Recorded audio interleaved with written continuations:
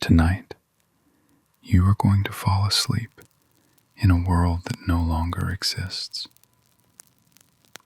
There will be no electric lights waiting for you when the sun goes down. No warm central heating beneath the floor. No soft mattress shaped perfectly to your body. And when you wake in the middle of the night, there will be no glowing screen beside your bed to tell you what time it is. Instead, there will be darkness. Real darkness. The kind of darkness that arrives when the last light disappears beyond the fields and there is nothing left to replace it. For the next couple of hours, we are going to step quietly into that world. Not into the world of kings and famous battles. Not into the great halls of powerful emperors, but into the ordinary world of medieval people. The people who worked in the fields, the people who baked bread, the people who carried water, the people who spent most of their lives trying to stay warm, fed, and reasonably comfortable. And tonight, we are going to follow one of their most ordinary experiences, going to bed. It sounds simple, but in the Middle Ages, sleep was surrounded by things that modern people rarely have to think about. Cold, smoke, animals, noise, hard bedding, weak lighting, and a night that could feel much longer than the one you know today. So, for a little while, forget the modern bedroom around you. Forget the soft light coming from your window. Forget the quiet hum of electricity. Imagine instead that you are standing at the edge of a small medieval village. It is late in the evening. The sun has almost disappeared. Above you, the sky is slowly changing from blue to gray, and then from gray to a deep, fading purple. The fields stretch away into the distance. A few thin columns of smoke rise from the roofs of nearby houses. There are no streetlights, no cars passing in the distance, no bright signs. The road beneath your feet is uneven, and the ground still holds the warmth of the day. For a moment, the village is strangely peaceful. You can hear the wind moving through the grass. Somewhere nearby, a dog barks. A wooden door closes. Someone calls to a child to come inside. Then another door closes, and another. The village is beginning to disappear into the evening. For most people here, darkness is not simply a change in lighting. It changes what can be done. During the day, there is work. There are animals to feed, fields to tend, water to collect, tools to repair, bread to prepare. There is always something waiting. But after sunset, many of those activities become difficult. Light is precious. A candle is not something that can simply be switched on and forgotten. A small flame requires fuel, and fuel costs something. So as evening settles over the village, people begin to finish the last tasks of the day. Inside one of the houses, someone is stirring a pot over the fire. The room smells of smoke, cooked grain, and whatever food is available for the evening meal. The fire is the center of the home. It provides warmth. It provides light. And, perhaps most importantly, it gives the darkness outside a boundary. Beyond the small circle of firelight, the room quickly becomes difficult to see. The corners disappear first. Then the walls become shadows. The ceiling seems to retreat into darkness. If you were standing there, your eyes would slowly adjust, but you would still notice how little light there really was. There is something strange about experiencing darkness this way. Modern people rarely do. Even when the sun goes down, our world remains bright. Windows glow, streetlights turn on, buildings shine. Phones and computers produce their own little rectangles of daylight. The night never completely arrives. But in a medieval village, night can feel like a physical presence. It settles over the houses. It covers the fields. It fills the roads. And beyond the last few homes, the darkness becomes almost complete. You might begin to understand why people once organized their lives around the movement of the sun. When daylight was available, you used it. When darkness came, you slowed down. And eventually, you went to sleep. But before you do, there is still the matter of dinner. The evening meal is simple. There is no refrigerator holding dozens of choices, no cupboard filled with snacks, no late-night trip to a store. Food depends heavily on season, location, wealth, and whatever has been prepared earlier in the day. For an ordinary household, a meal might be based around bread, grains, vegetables, beans, or a simple stew. Perhaps there is a little cheese. Perhaps some meat on a particularly fortunate evening. The meal is eaten close to the fire. People talk quietly. Children become tired. Someone adds another piece of wood to the flames.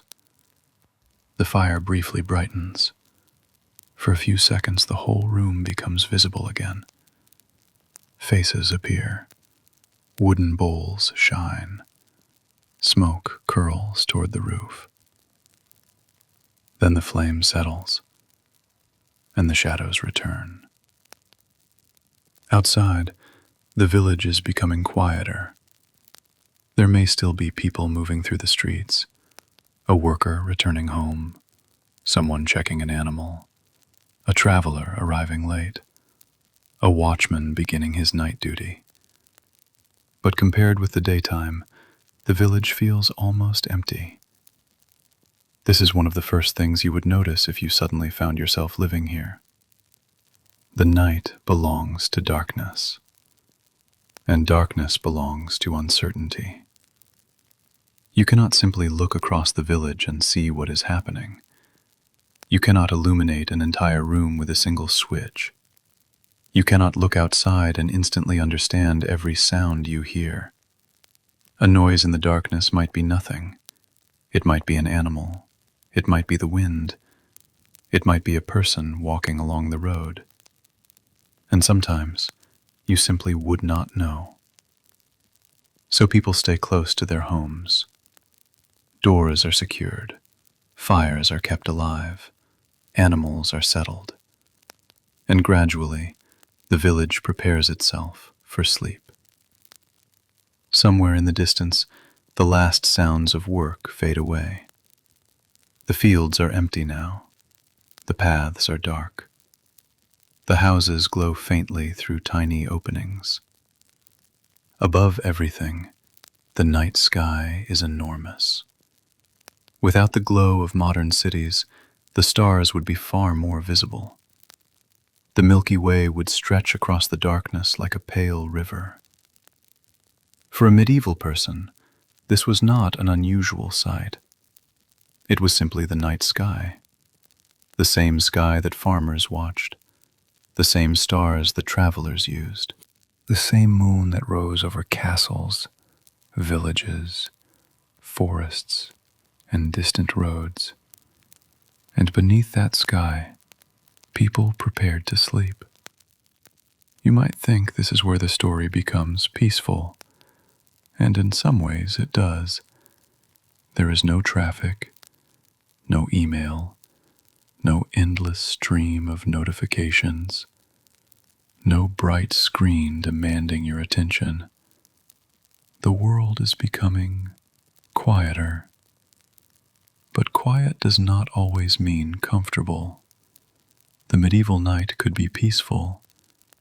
It could also be cold. It could be uncomfortable. It could be noisy in ways you might not expect.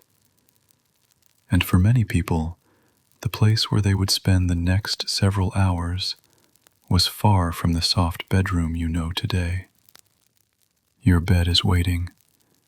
It is not exactly what you would call luxurious, but it is home.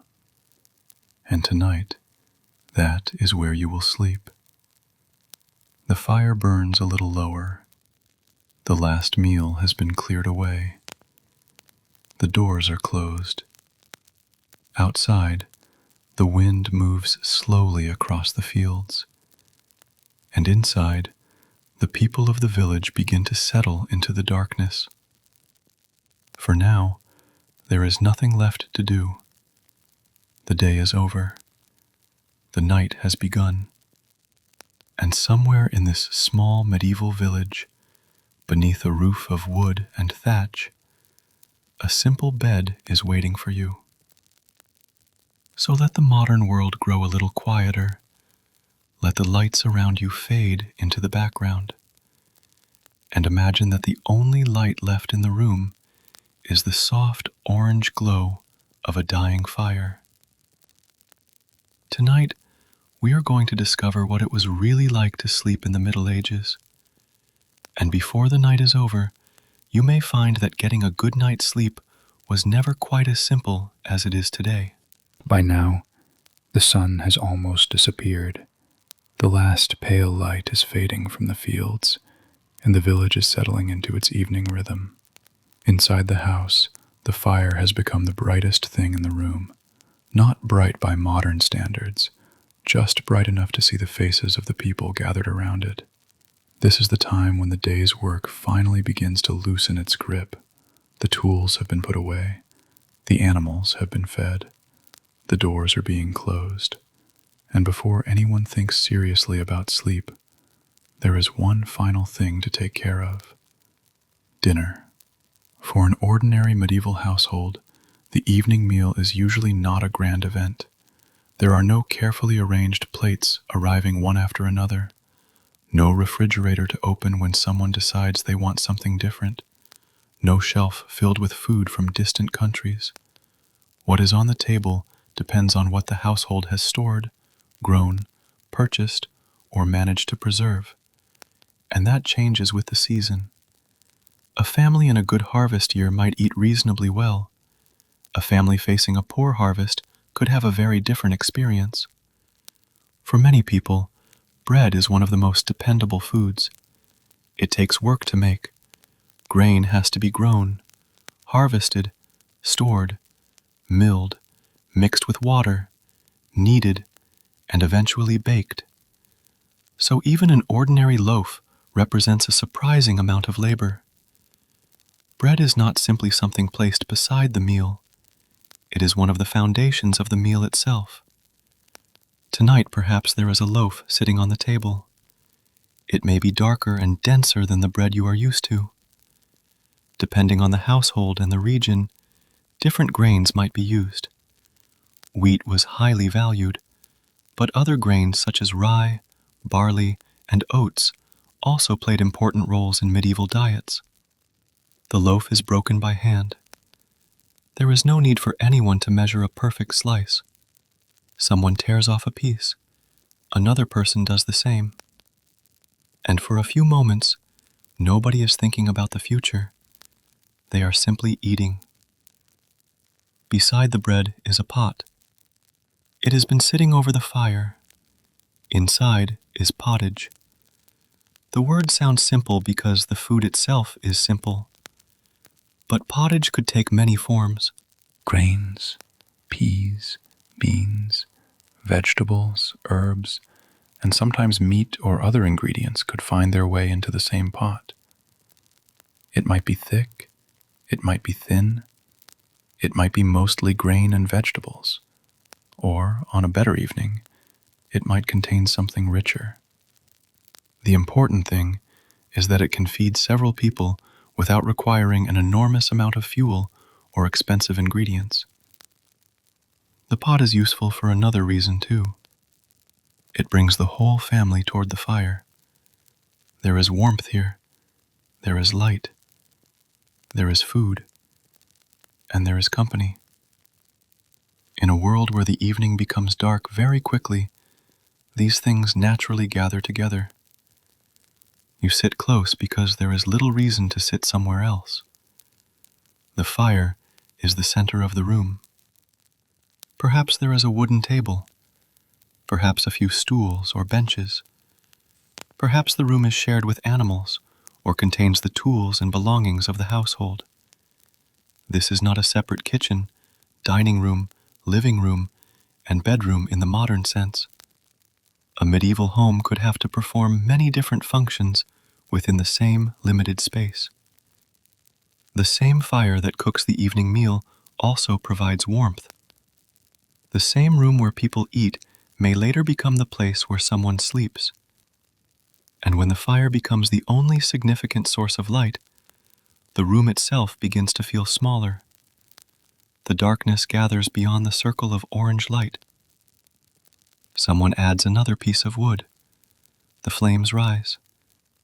For a moment, the ceiling becomes visible. The smoke moves upward.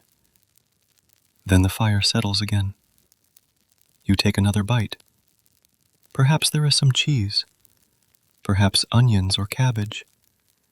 Maybe a few beans or peas. Maybe a little meat. And perhaps there is ale. Food historians caution against imagining the medieval diet as one identical meal eaten by every peasant everywhere. What people ate varied with wealth, location, season, religion, and what was available locally. That matters, because the Middle Ages lasted for centuries, and they covered an enormous part of Europe. A wealthy household in a prosperous town did not eat exactly like a poor farming family in an isolated village. A noble household could have access to foods that an ordinary laborer would rarely see. At Goodrich Castle, for example, records from the household of Joan de Valence show enormous quantities of food being purchased and prepared for the castle's residents and guests. But tonight, we are not sitting at the high table of a castle. We are staying with the ordinary household, the people whose lives were governed more by the harvest than by the ambitions of kings. For them, a meal did not have to be impressive. It had to be enough. Enough to get through the night. Enough to face tomorrow. And tomorrow will come early. There is no alarm clock waiting to interrupt your sleep. The sun will do that. So even as the meal continues, the rhythm of the evening is already moving toward morning. You may notice something else. Nobody is rushing. There is nowhere to rush to. A medieval evening is not filled with the same sense of constant movement that modern life can create. There are no messages waiting, no meetings scheduled for the next morning, no glowing screen asking for one more hour of your attention. The world outside is gradually becoming still, but this does not mean people simply sit around doing nothing. Someone may repair a piece of clothing. Someone may prepare tomorrow's tools. A child may listen to an older family member speaking. Someone may check the animals. Another person may bring in water. Small tasks continue until the available light is no longer worth spending. Because light has a cost. A candle is useful, but candles are not endless. Oil lamps require oil. Firewood has to be gathered or purchased. So the arrival of darkness naturally places a limit on the evening. Eventually, there is simply not enough light to continue working comfortably. And that is when the house becomes quieter. The meal is almost finished. The pot is scraped clean. A piece of bread remains on the table. Someone lifts the wooden bowl. Another person moves closer to the fire. The children are beginning to become sleepy. Outside, the wind has changed. It moves along the walls of the house and through the fields. You can hear it now because the village has become quieter. There is no engine in the distance, no airplane crossing overhead, no distant highway. Just wind. Perhaps the occasional bark of a dog. Perhaps an animal shifting in its shelter. Perhaps footsteps somewhere beyond the door. The evening meal has done its job. For a while, everyone is warm. Everyone has eaten. But the night is still young. And there is a small problem. The fire will not burn forever. Soon, someone will have to decide how much wood to use. Keep the fire strong and the room stays warmer. Let it die down and you save fuel. It is a simple decision, but in a world without central heating, simple decisions matter. The temperature outside does not care whether you are ready for bed. Winter does not care whether your blanket is thick enough. And the walls of the house do not magically become warmer when the sun disappears. The fire is doing its best. For now, that is enough. The family begins to clear the table. The evening meal is over. The room feels different now. Without the movement of eating, there is less activity. The sounds become smaller. A wooden bowl being placed down. A spoon against a pot. The crackle of burning wood. The soft movement of someone walking across the floor. Then silence again. You look toward the doorway. Beyond it is the village, but you can no longer see much. The road that was visible earlier has disappeared into darkness. The fields are gone. The distant trees are only shadows. The world has become a collection of sounds rather than shapes. And somewhere beneath that enormous night sky, people are preparing to sleep. But before you can climb into your bed, there are still a few things to understand. Because the medieval bedroom is not quite what you might imagine. There may be no private room waiting for you. There may be no thick mattress. There may be no quiet separation between your sleeping space and everyone else's. The place where you will spend the night may already have been part of the household's daily life. And your bed may be little more than a carefully prepared pile of natural materials. The fire gives another quiet crack. The last bowls have been put away. The house is darker now, and the people around you are beginning to prepare for the night. Soon, you will discover where they sleep, and more importantly, what they actually sleep on. For now, though, the meal is finished. The village has eaten. The fire is still burning. And outside, the darkness has completely taken over. The meal is finished now. The bowls have been moved aside, the last pieces of bread have been put away, and the fire has settled into a steady glow. Outside, there is almost nothing left of the day. If you step toward the doorway and look out, you will find that the village has changed completely. Only a short while ago, people were moving between houses. Children were still awake. Animals were being brought inside. Someone might have been carrying a bucket along the path. Now, most of those movements have stopped. The darkness has taken over. You look toward the fields. There is nothing to see. No distant farmhouse. No trees clearly outlined against the sky, only darkness stretching beyond the small circle of light coming from the house. And for someone accustomed to the modern world, this is perhaps the strangest part. The night is no longer something that happens in the background. It controls the world around you. During the day, the landscape is open. You can see where you are going. You can see another person approaching from a distance. You can see animals moving through the fields. At night, all of that disappears.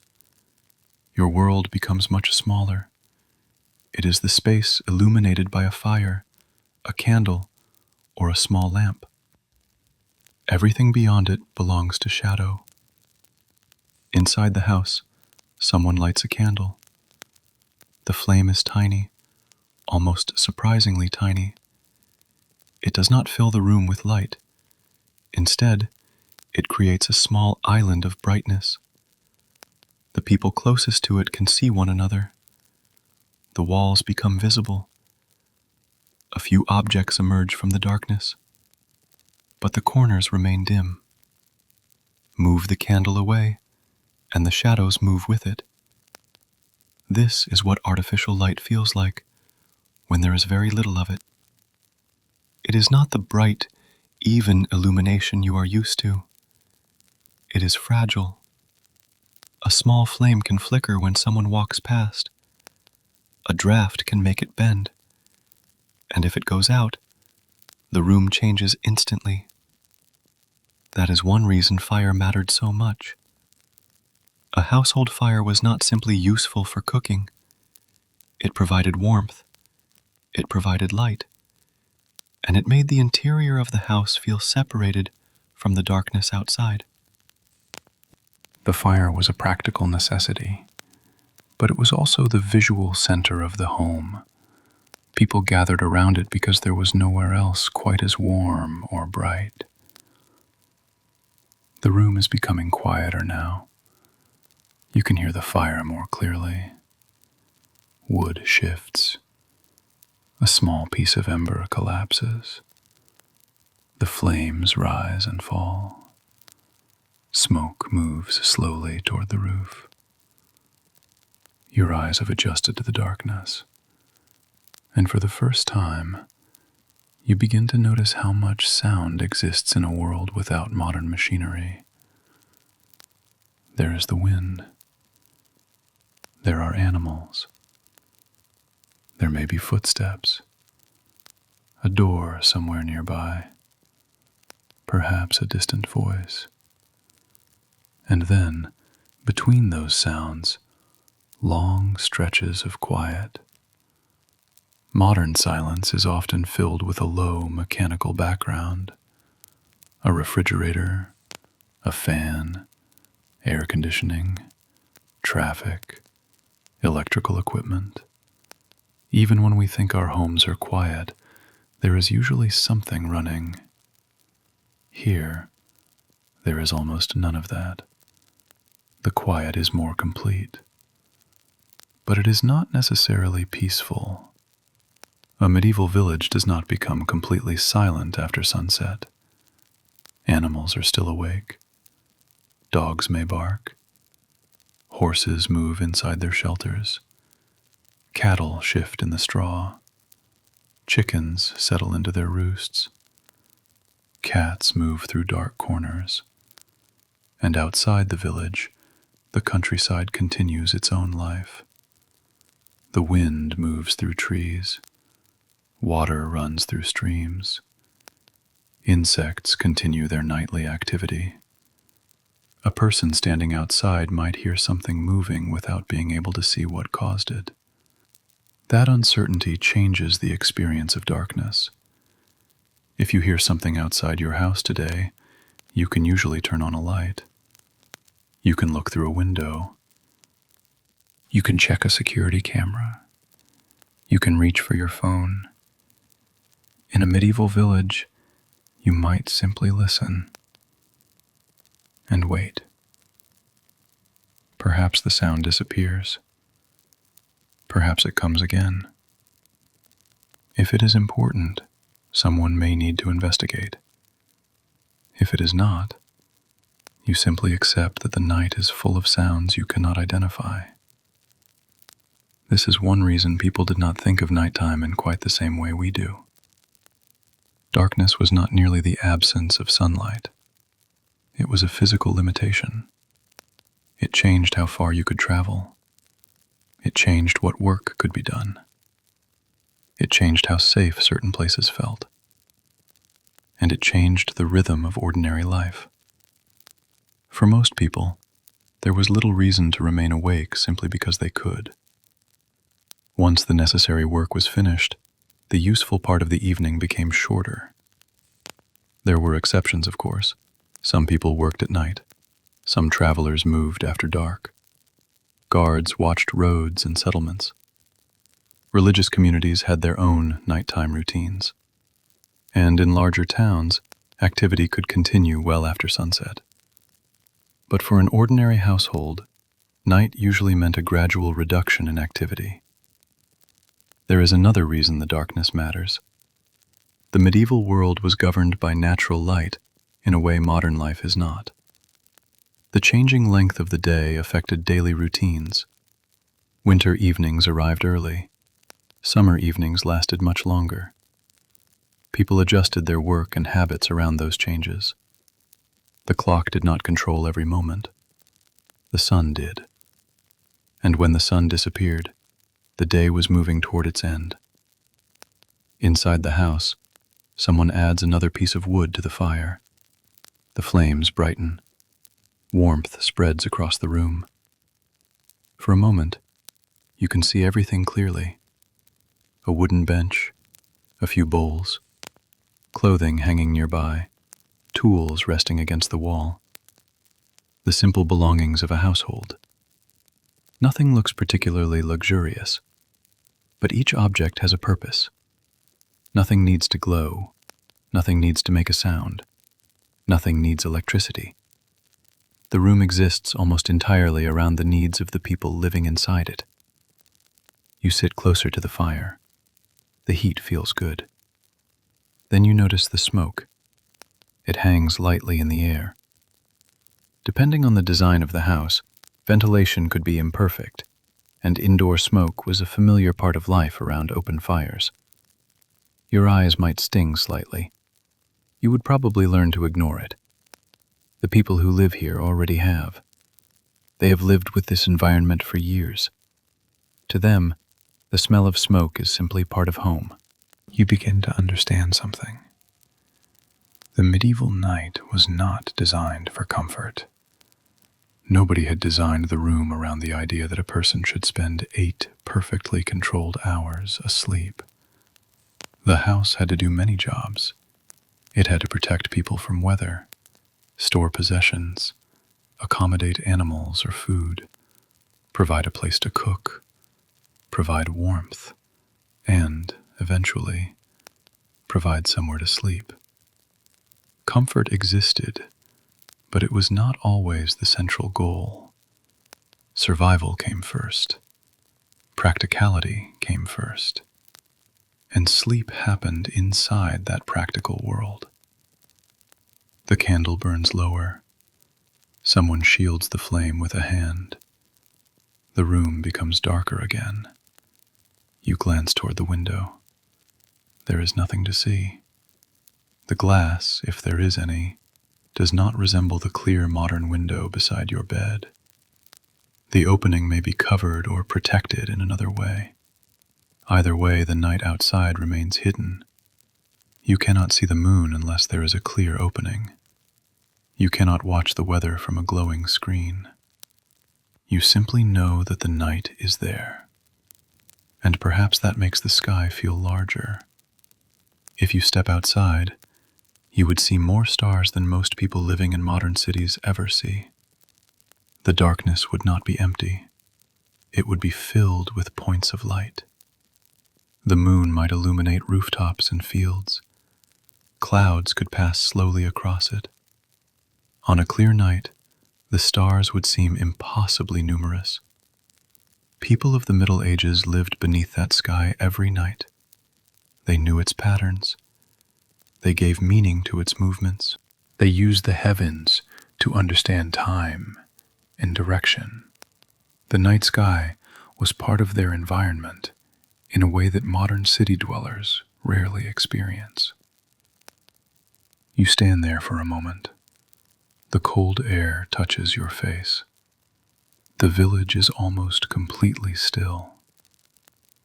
Then you return inside. The door closes. The fire welcomes you again. It is warmer here, quieter. Soon, everyone will begin preparing for sleep. But there is still one question waiting for you. Where exactly are you going to sleep? There is no soft mattress waiting in a private bedroom. There is no carefully adjusted temperature. There is no bedside lamp. And there is certainly no button that will make the room exactly as warm as you want it. Your sleeping place is somewhere inside this same medieval world. Perhaps it is a small room, perhaps a corner of a larger household space. Perhaps you will be sleeping near other members of the family. And what lies beneath you may be very different from the mattress you know today. The fire gives one final bright flicker. The candle is nearly finished. Someone begins to prepare the sleeping area. Outside, the fields remain completely dark. The village has settled into the night. And now, for the first time, you are going to see the place where an ordinary medieval person would actually lay their head. The bed is waiting. It is simple. It is practical. And by modern standards, it may be surprisingly uncomfortable. But before you can understand what medieval sleep felt like, you have to understand the bed itself. So let the fire burn quietly in the background. The night is still young, and the most uncomfortable part of your journey has not yet begun. The candle is almost gone. Only a small flame remains, wavering whenever a draft slips through the room. The fire is still burning, but it has settled lower now. The bright flames have become a deep orange glow, and the room is beginning to lose its shape again. This is the moment when the house starts to change. During the day, it was a place of movement. People came and went. Food was prepared. Tools were used. Children moved from one corner to another. Animals needed attention. There was always some small task waiting. At night, the same house becomes something quieter. The work disappears. The furniture becomes harder to see. The fire becomes the center of everything, and the spaces that seemed ordinary during the day begin to feel different in the darkness. If you lived here, you probably would not think of your home in quite the same way we think of a home today. A modern house is usually divided into rooms with specific purposes.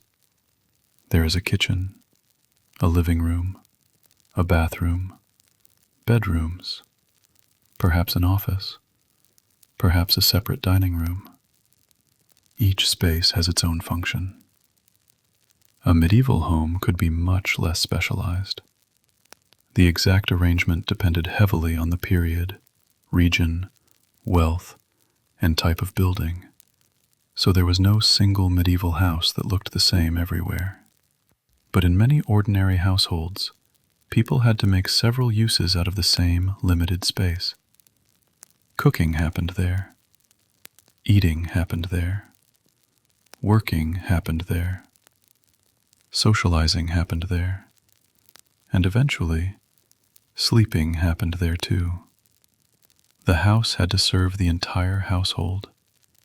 That might include parents, children, relatives, servants, and sometimes other people connected to the household. Privacy was not always easy to find. So as you look around the room tonight, You begin to notice how little separation there is between everyday life and bedtime. There is no need to walk down a quiet hallway toward a private bedroom. You simply remain inside the same world. The fire is still there. The table is still there. The smell of dinner is still lingering in the air. Clothing is hanging nearby. Tools are resting against a wall. Perhaps a basket of supplies sits in one corner. Everything that belongs to tomorrow is already waiting for you. The house has not stopped being a workplace. It has simply become a darker version of itself. And then there are the animals. Depending on the type of home and the local customs, animals and people could live in very close proximity. A rural household might have livestock nearby, and in some buildings, animals could occupy part of the same structure. That means the night is not necessarily silent. You may hear breathing, a hoof scraping against the ground, a sudden movement in the straw, the soft sound of an animal settling down. For someone today, these noises might feel strange. For someone living here, they are part of home. You would learn which sounds matter. A restless animal, a barking dog, a door moving in the wind. The difference between an ordinary noise and something that deserves attention. After enough nights, the house itself would become familiar. You would know which floorboard makes a sound, which door sticks, which part of the roof lets in a little wind, where the fire burns hottest, where the cold gathers. You would know your home not by smart devices or electronic systems, but by memory. And memory would be useful, because medieval homes could be dark places at night. The small amount of artificial light meant that you could not simply look around whenever you wanted. You might need to reach for a candle. But even candles were not something to waste carelessly. They required materials and labor. Wax candles were valuable, while tallow candles were more affordable, but could produce a different kind of light and smell. Oil lamps were another option in some places, but none of these could turn a room into daylight. The night remained visible, or rather, invisible. You would learn to move through it. Imagine waking suddenly at midnight. You do not know the exact time. There is no digital clock glowing beside you. The fire may have almost disappeared. The room is black. For a moment, you cannot see anything. You listen. Someone is breathing nearby. The wind is moving against the walls. A horse or another animal makes a quiet sound outside. You wait. Your eyes slowly adjust. A faint red glow appears where the fire had been. That is all.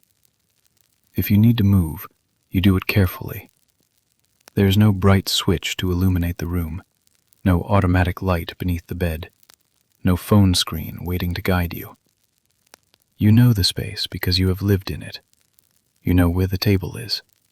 You know where the wall is. You know where the door should be.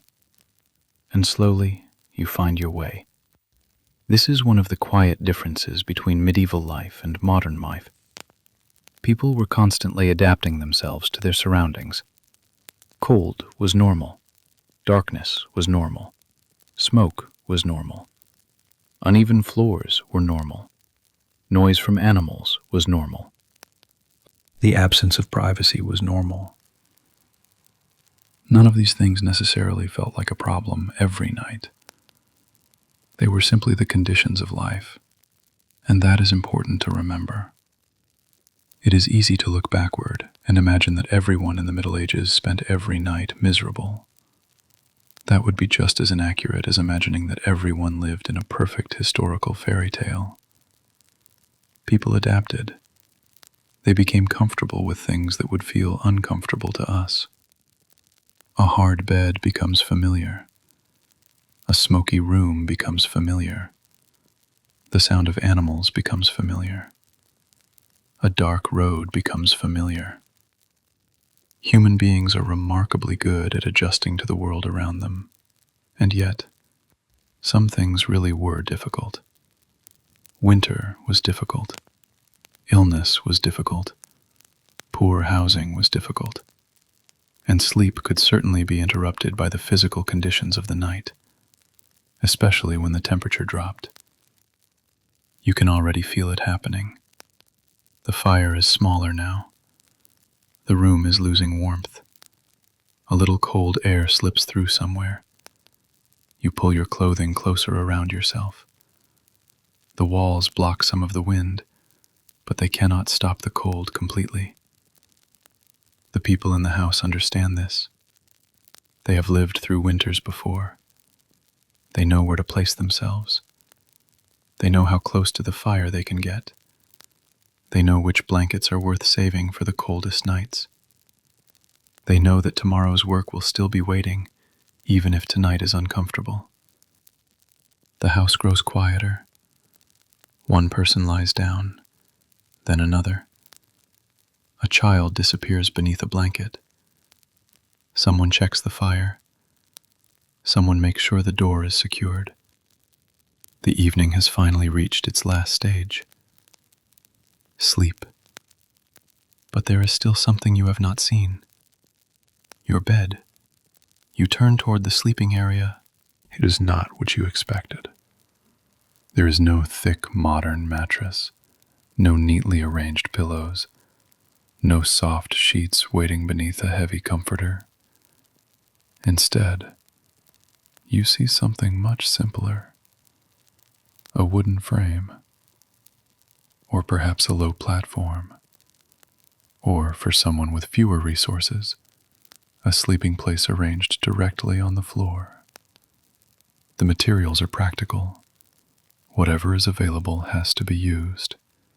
Straw, wool, cloth, wood, perhaps animal skins in some settings. The goal is not luxury. The goal is to create something that keeps your body off the coldest surface and gives you at least some protection from the hard ground. You move closer. The straw shifts beneath your hand. It is dry. It smells faintly of the field. It is not soft in the way your modern mattress is soft, but it is better than bare earth, and that matters. You begin to understand the difference between comfort as we know it and comfort as it might have been understood here. A medieval person did not necessarily ask whether a bed felt like sleeping on a cloud. They might have been much more interested in whether it was dry, whether it kept them warm, whether it was free from too many pests, whether it could be repaired, whether the family could afford it. Comfort was relative, and relative comfort can be surprisingly powerful. After a long day of work, even a simple bed can feel welcoming. You lower yourself onto it. The straw moves beneath your weight. The wooden frame gives a faint creak. The room is almost completely dark now. The fire has become little more than a glowing cluster of embers. Someone nearby turns over. A blanket moves. Then everything becomes still again. You close your eyes. For a moment, you think you might actually sleep quite well. The room is quiet. You are tired. The day has been long. But then you feel the surface beneath you. The straw is uneven. One part is softer than another. Something presses against your shoulder. You shift. The bed makes another quiet sound. You adjust the blanket. Then you settle again. This is not a hotel. It is not a modern bedroom. It is simply the place where you live. And after a lifetime of sleeping this way, it would not seem nearly as unusual to you as it does now. The night continues. The village outside is nearly invisible. The fire slowly fades. The house becomes a collection of sleeping bodies, quiet breathing, and faint sounds from the darkness. And beneath you, the simple bed waits patiently through the night. Soon, we are going to take a closer look at that bed. Because the way medieval people slept tells us something surprisingly important about the world they lived in. It tells us about wealth, family, privacy, climate, work, and even the way people understood comfort itself. For now, though, you are lying there in the darkness. The room is cold. The straw beneath you is uneven. The fire is almost out. And somewhere beyond the walls, the medieval night continues without you. The room is almost completely dark now. The fire has fallen to a few glowing pieces of wood, and the warmth that once filled the house is slowly becoming weaker. You are lying down. For the first time tonight, there is nothing left to do. No more food to prepare. No more tools to put away.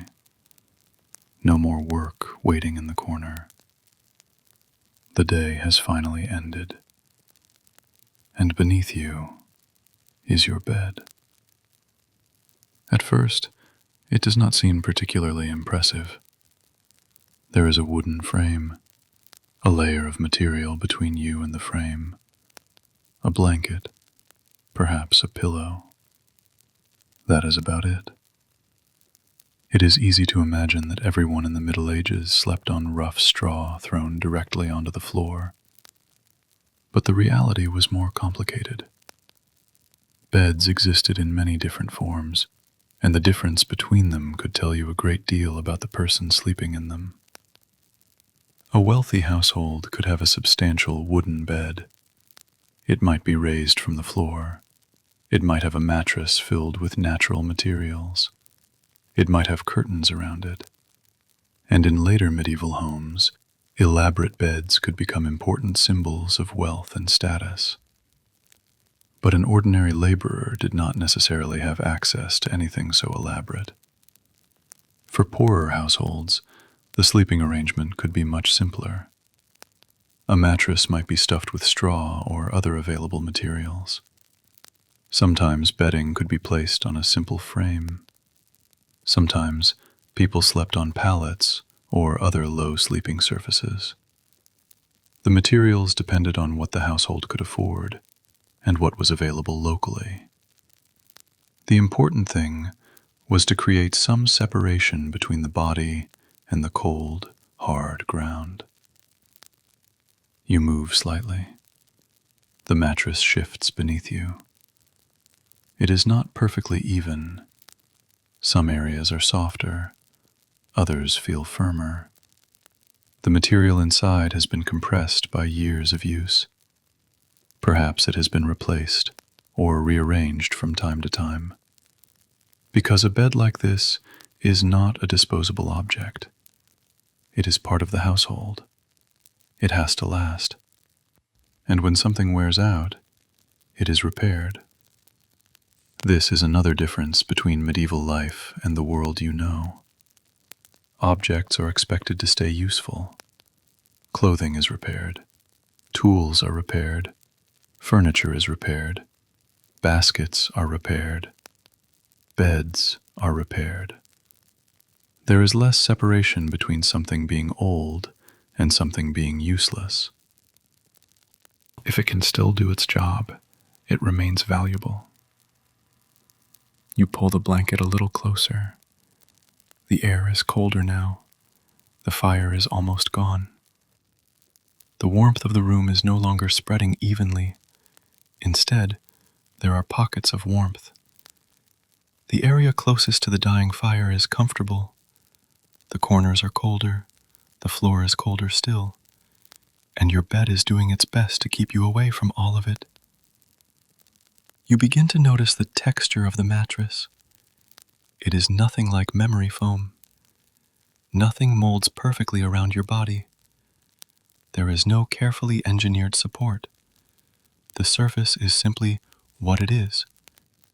And after a day of physical work, perhaps that is enough. Imagine spending the entire day working outside, walking, carrying, digging, cutting, lifting. Your body is tired in a way that modern office workers may rarely experience. When you finally lie down, even a rough bed can feel welcoming. Comfort depends on what you compare it with. A medieval farmer who had spent 12 hours working in a field did not need a luxury mattress to appreciate sleep. They needed somewhere dry, somewhere warm, somewhere safe, and ideally, somewhere without too many insects. Because there was another problem. Bedding was not always perfectly clean. People had to maintain it. Straw could become damp. It could become compressed. It could collect dirt. It could attract insects. So bedding needed attention. Old material could be replaced. Straw could be changed. Blankets and other fabrics could be cleaned when possible. But keeping everything perfectly clean was difficult in a world without modern washing machines, synthetic materials, or easy access to large amounts of hot water. The bed was part of a much larger struggle to keep the household clean and healthy. And then there was the question of who shared it. The idea of a bedroom belonging exclusively to one person would not have been universal. Households could contain several people. Beds could be shared. Children might sleep together.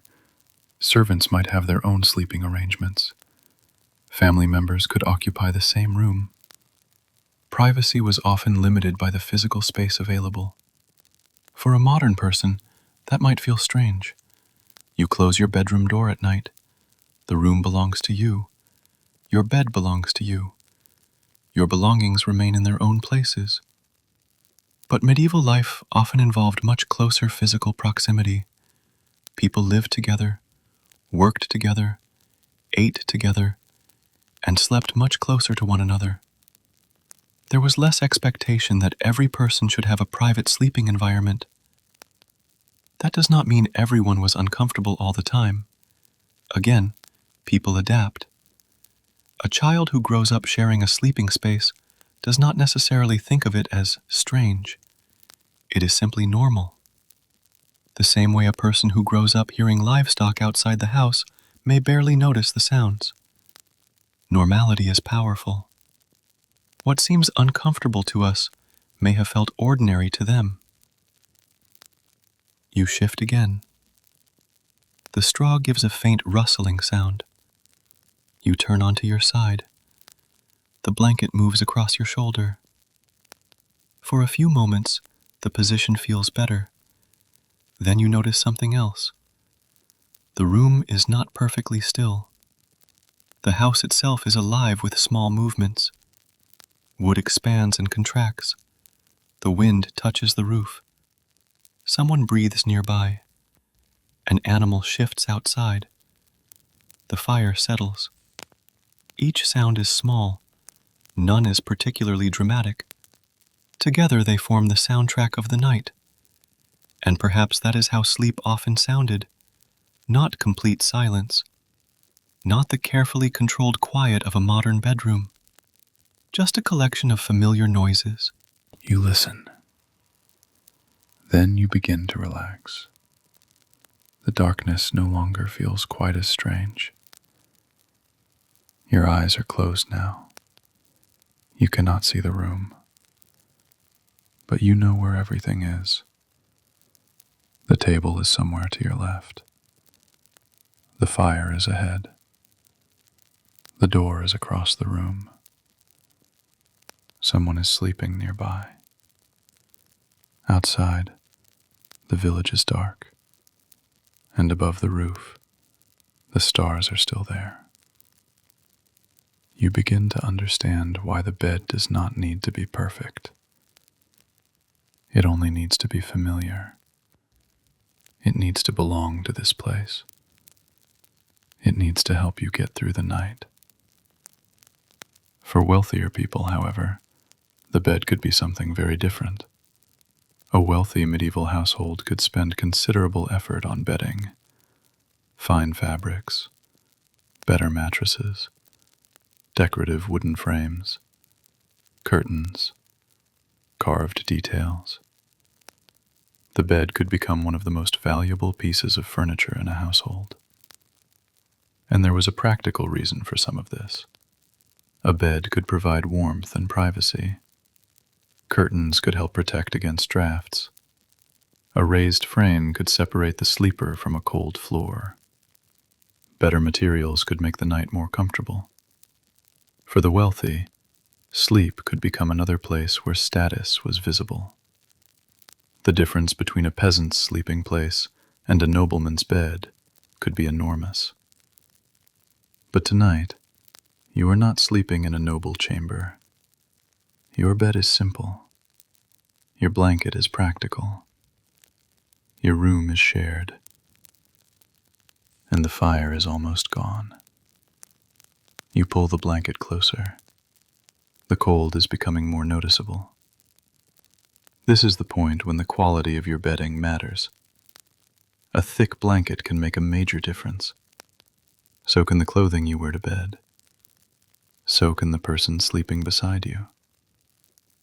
Warmth is not something you can simply increase with a thermostat. You create it with layers, with fire, with wool, with proximity, with whatever materials are available. Outside, the temperature continues to fall. Inside, the house slowly cools. The medieval night has only just begun. You close your eyes again. For a moment, you feel yourself drifting. Then a small sound comes from outside. Something moves. You listen. It stops. Silence returns. You wait another few seconds. Nothing happens. Your body relaxes again. This is the rhythm of the night. Small interruptions, small adjustments, then sleep. And perhaps that is the most important thing to understand. Medieval people were not walking around every night complaining about their mattresses. They slept because they were tired. They slept because darkness had arrived. They slept because tomorrow would require them to wake up and work again. A rough bed, after a long day, could still be a welcome place. Comfort is relative, and sleep has always been one of the body's simplest needs. The difference is that the world around that need has changed. Today, we can control much of our sleeping environment. Temperature, light, noise, mattress firmness, pillows, blankets, even the time we wake. A medieval person had far less control. The night belonged to the environment, and the environment did not always cooperate.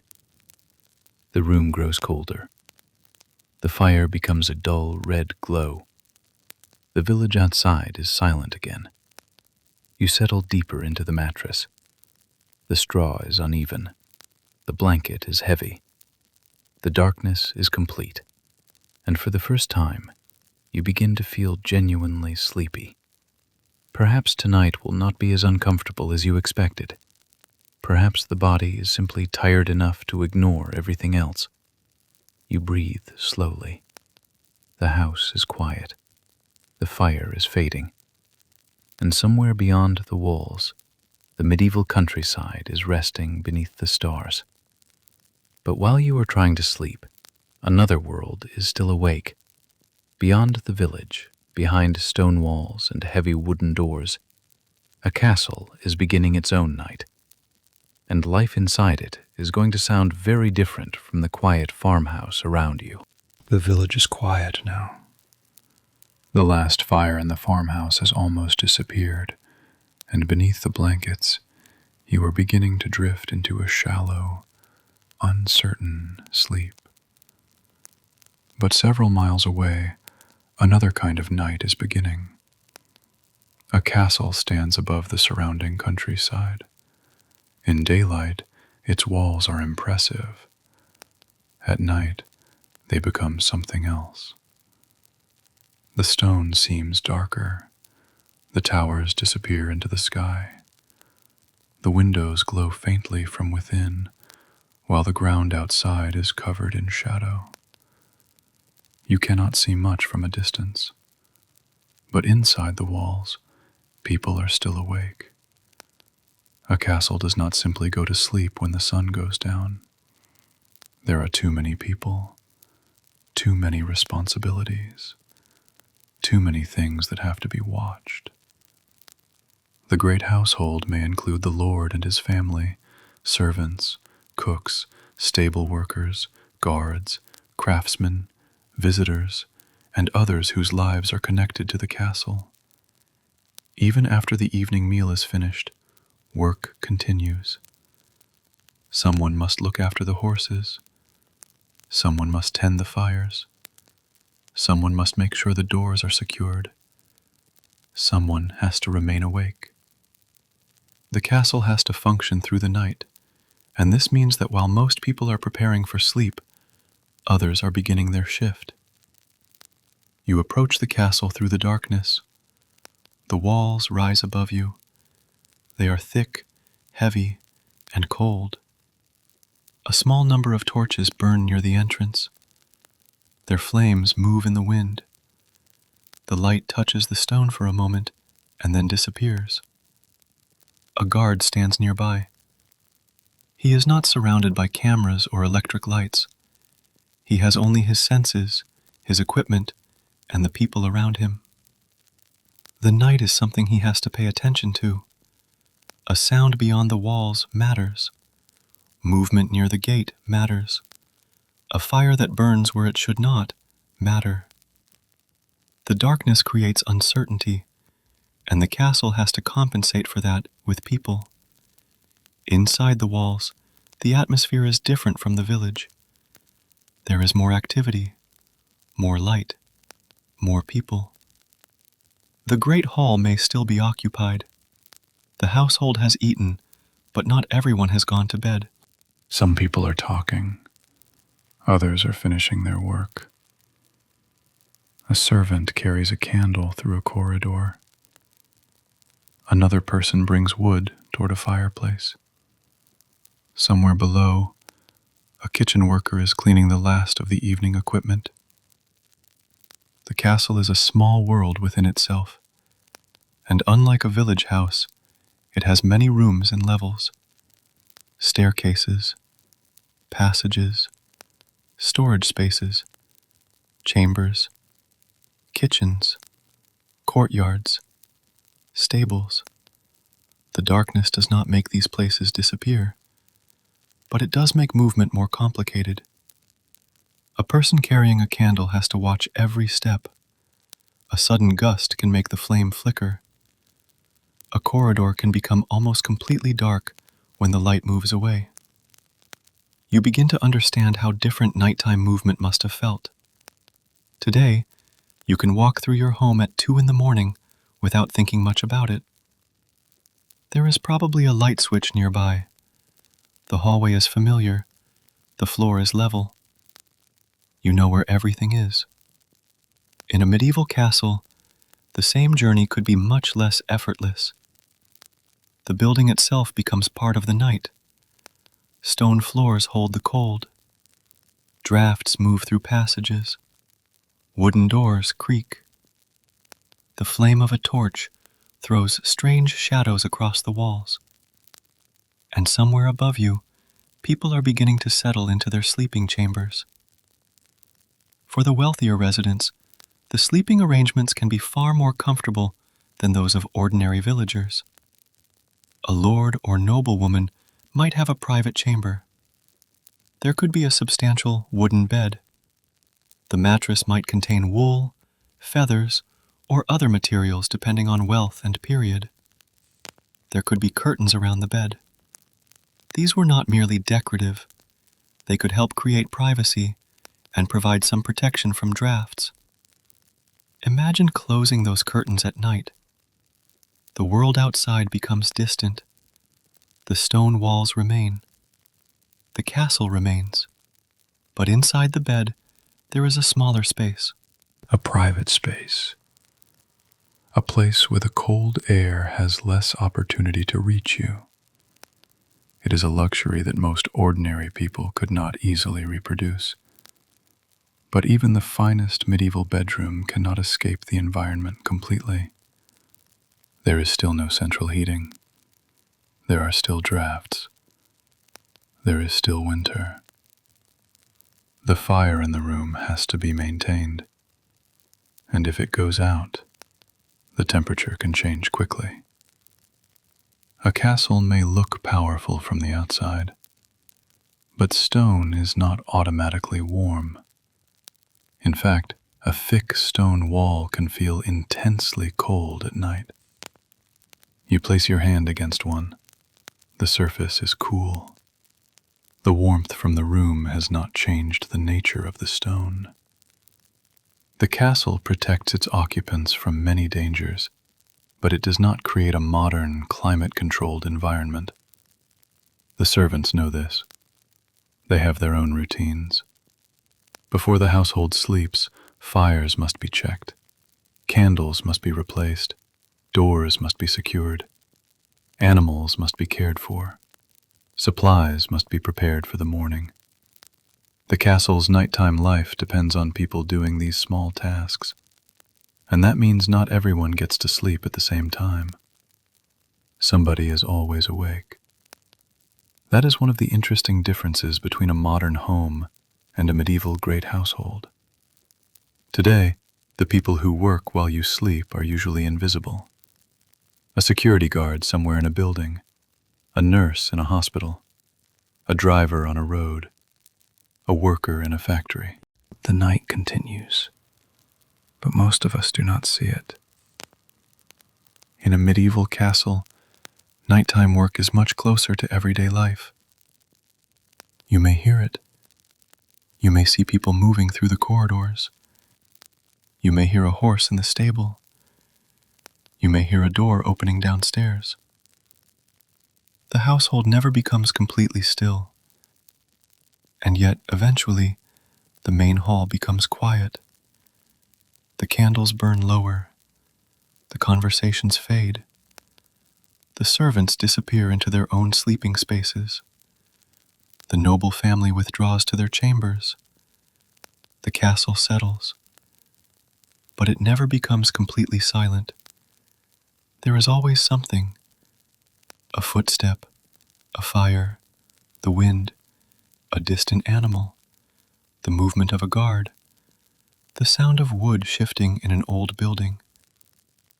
And then there are the bells. In medieval towns and religious communities, bells could mark important moments of the day and night. Their sound could travel surprisingly far. Imagine lying in your bed, deep in the darkness, when a bell rings somewhere beyond the walls. The sound travels through the night. One note, then another. The whole building seems to hear it. You do not need a clock to know that time has passed. The sound itself is enough. The night is measured differently here, not by glowing numbers, not by the minute hand of a digital clock, but by familiar rhythms, bells, prayers, guard changes, the position of the moon, the gradual movement toward dawn. And perhaps that is one reason medieval people could be less obsessed with exact time than we are. The night does not need to be measured to the minute. It simply moves, slowly, predictably, toward morning. You look through a narrow opening in the castle wall. The countryside is still. The village you visited earlier is somewhere out there. You cannot see it, but you know it exists. Hundreds of people are sleeping beneath roofs of wood, thatch, and stone. Some are warm, some are cold, some are sleeping comfortably, some are shifting on rough bedding, and all of them are living beneath the same night sky. The difference is not simply wealth, it is the entire environment. The rich can buy better bedding, better clothing, better food, more privacy, more warmth. But nobody can buy electricity. Nobody can turn the night into day. Nobody can make winter disappear. Even inside the largest castle, darkness remains outside the windows. You begin to feel sleepy again. The castle is quiet. The guards continue their work. The fires burn low. The candles become smaller. Somewhere in the building, a servant closes a door. The sound travels down the corridor. Then silence. You imagine yourself inside one of the sleeping chambers. The bed is larger than the one in the village. The mattress is better. The blankets are heavier. The room is more private. For a moment, it seems almost comfortable. Then the wind touches the window. The flame moves. The room becomes colder. And you remember that even here, the night cannot be controlled. The castle may have thick walls. It may have guards. It may have wealth. But it is still part of the medieval world. A world ruled by seasons, by fire, by darkness, by the limits of human technology. And while the people inside the castle sleep, the countryside outside continues to cool. The deepest part of the night is approaching. The fire in the village will soon be nothing more than embers. The temperature will fall. The blankets will become more important. And the difference between a warm bed and a cold one will become very real.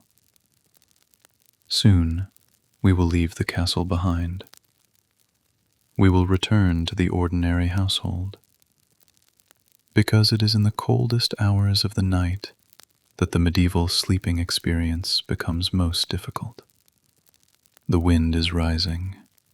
The stars are bright.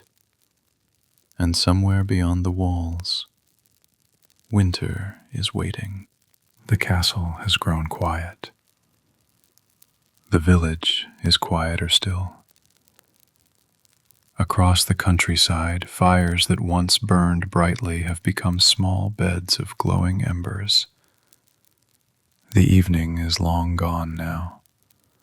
It is somewhere deep in the night, when the world seems to become colder and stiller. You are lying beneath your blanket. At first, you were comfortable. The warmth from the fire had remained in the room. The bedding had felt almost inviting. But now the warmth is fading.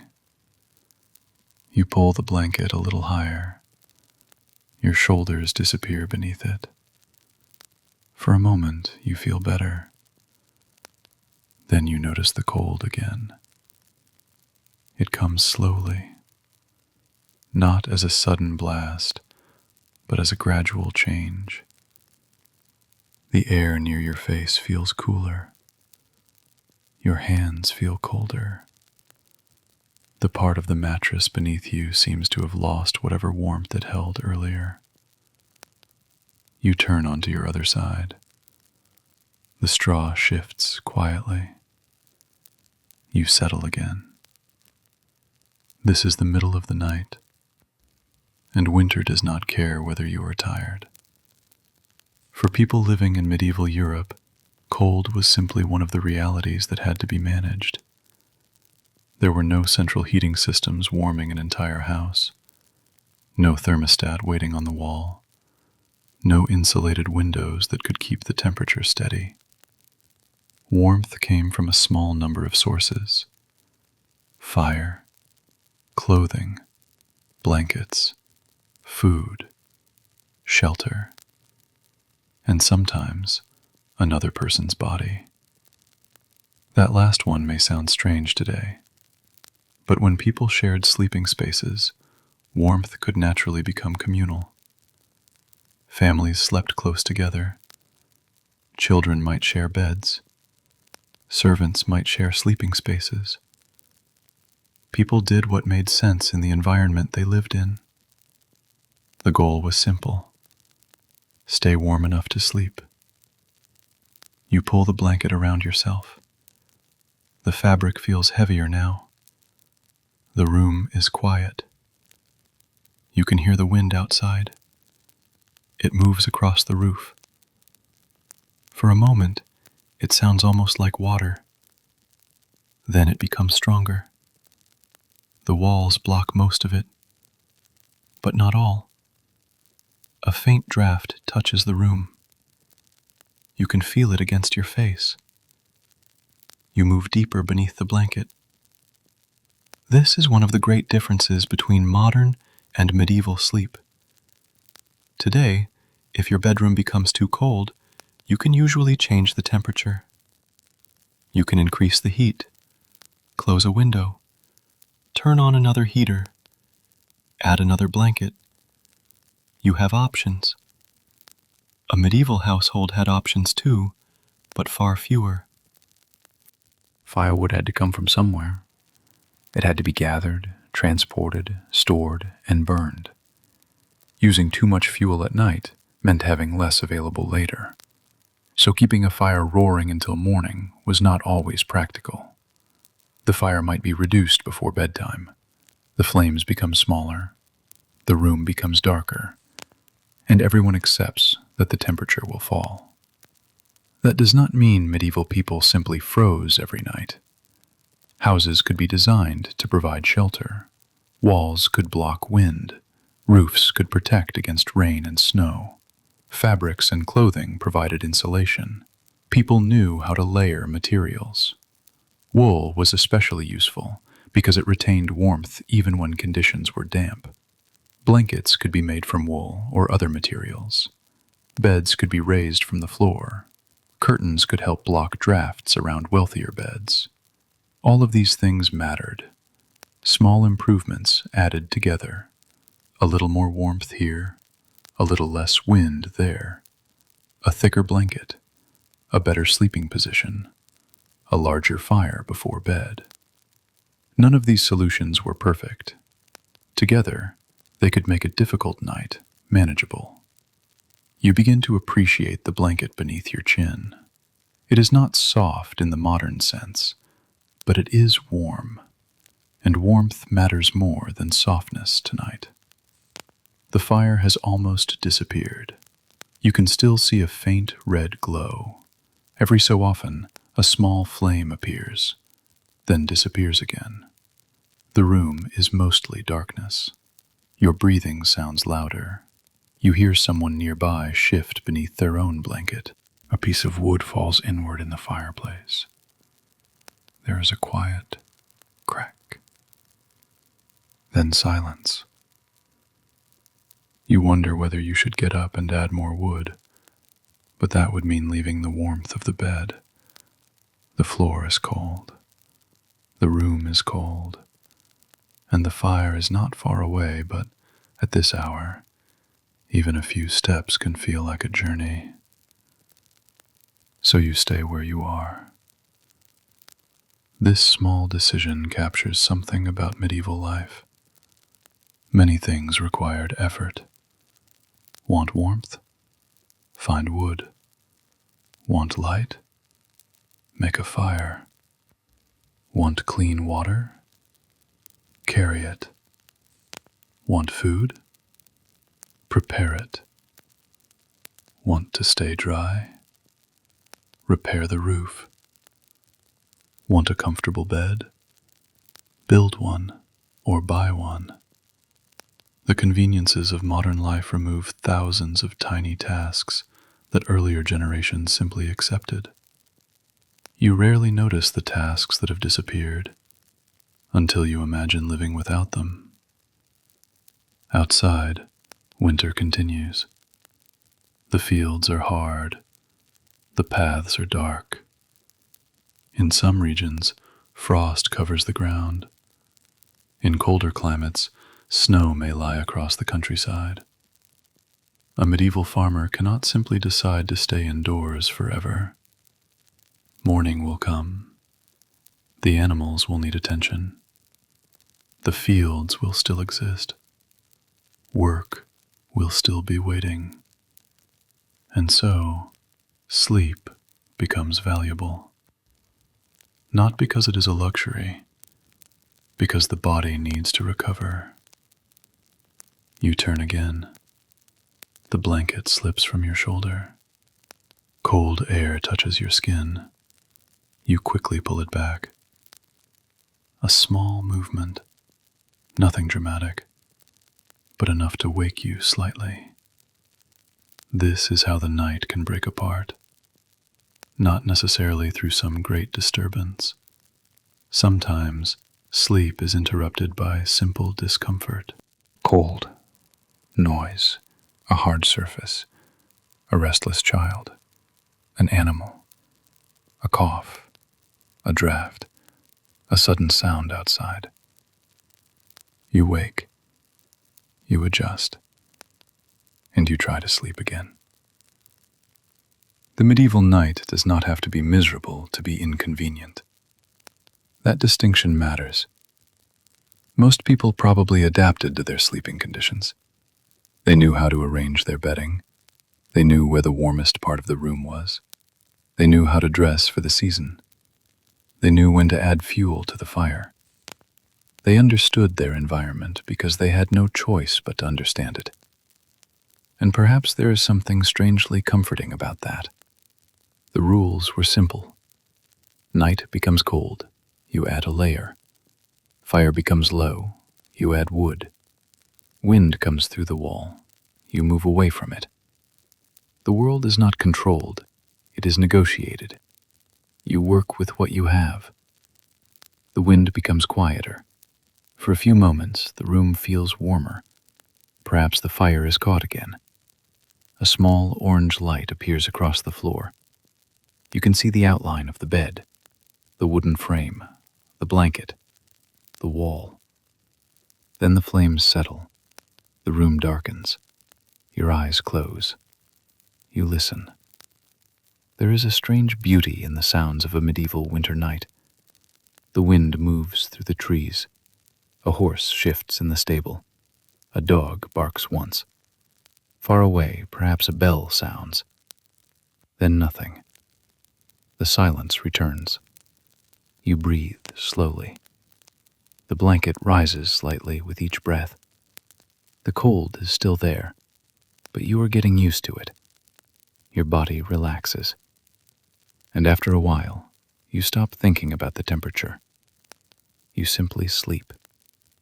Perhaps that was one of the greatest skills of people who lived in the past. Adaptation. They could not control everything around them, so they learned to live with it. They slept with noise. They slept with cold. They slept with other people nearby. They slept beneath roofs that might leak.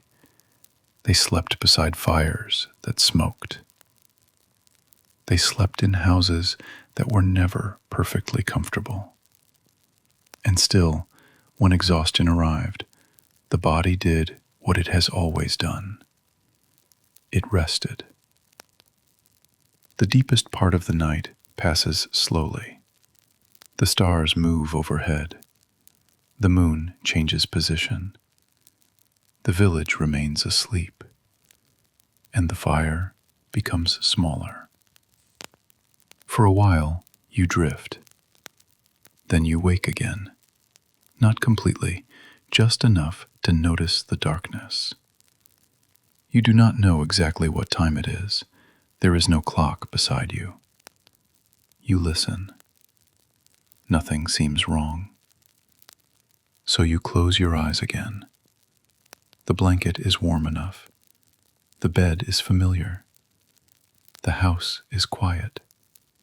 And eventually, sleep returns. Outside, the coldest hours are passing. Soon, the darkness will begin to change. But before morning arrives, there is another part of the medieval night waiting to be explored. Because sleeping was not only about the physical conditions around you, people also had ideas about what happened while they slept. They dreamed. They had nightmares. They wondered where those dreams came from. And in a world filled with superstition, religion, and uncertainty, the boundary between an ordinary dream and something meaningful could become surprisingly thin. The fire fades a little more. The wind becomes softer. You settle beneath the blanket, and somewhere between waking and sleep, the medieval night begins to enter your dreams. The night has become quieter. The cold is still there, but your body has stopped fighting it. The blanket has settled around you. The mattress beneath you has become familiar. And somewhere between wakefulness and sleep, you begin to notice something interesting. You are not sleeping the way you normally do. There is no alarm waiting for you in a few hours, no appointment you need to remember, no phone beside the bed, no bright numbers telling you that it is 2:17 in the morning.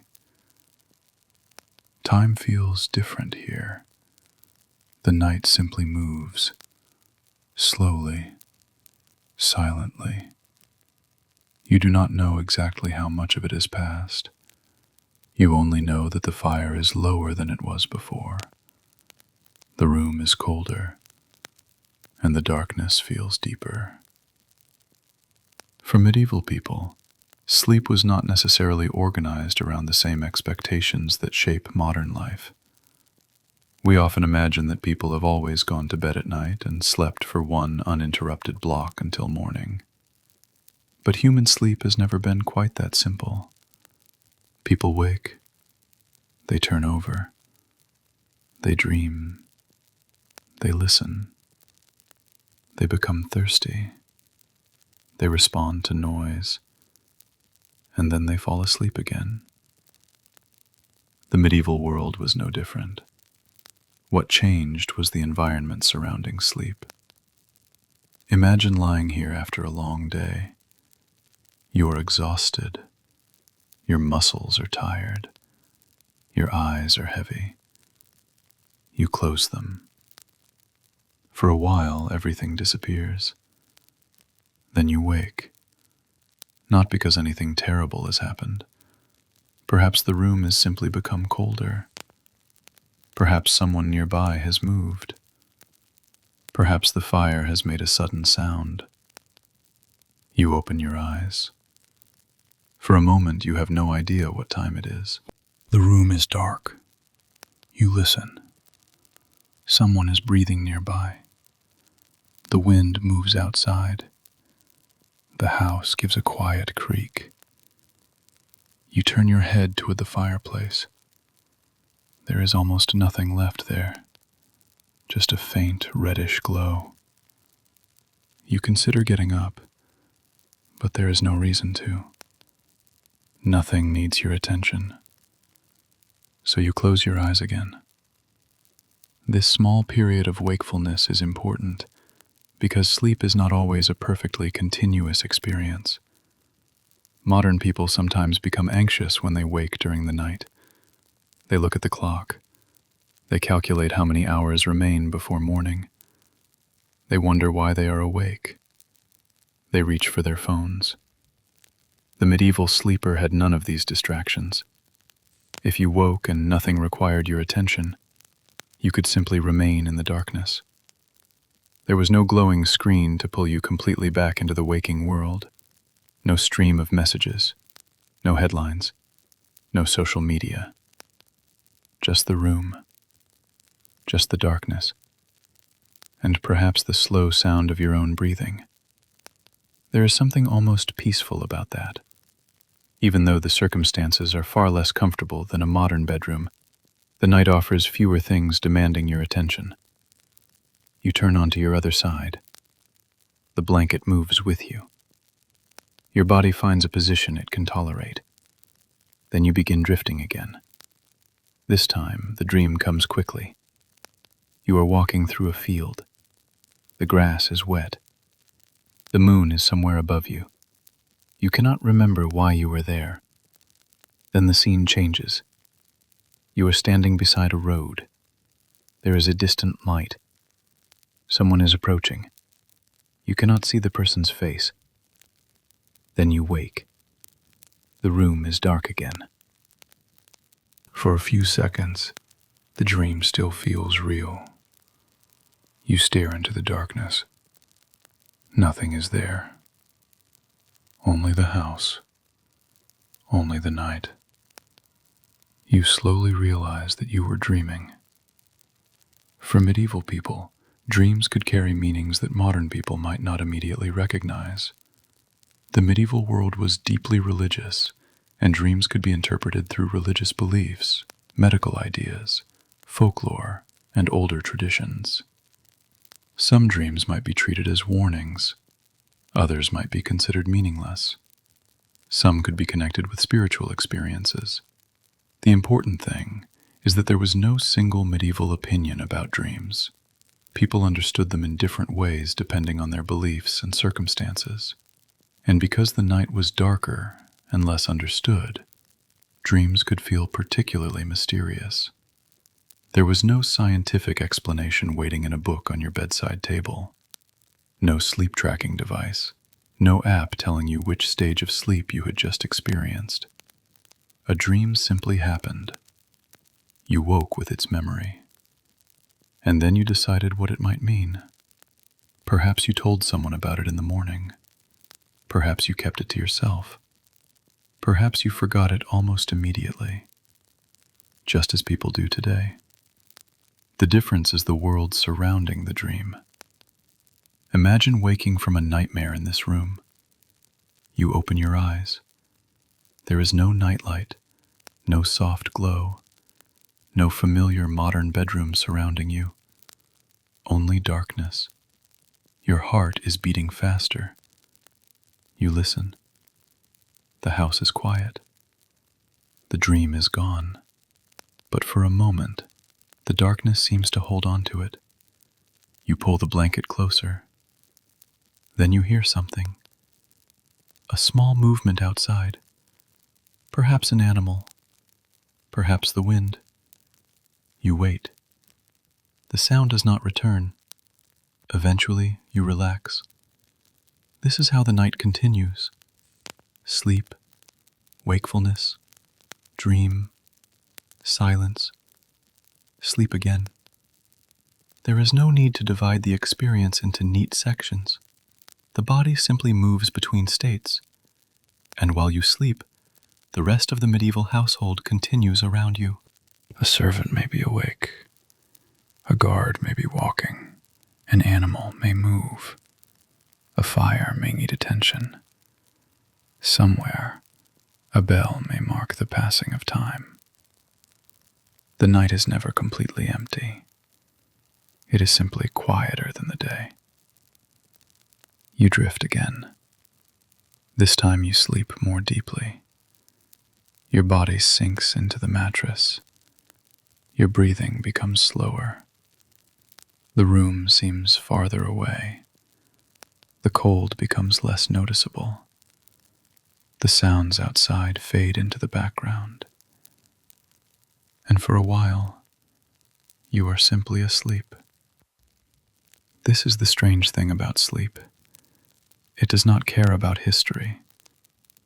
A medieval peasant and a modern office worker may have completely different bedrooms, different mattresses, different temperatures, different routines.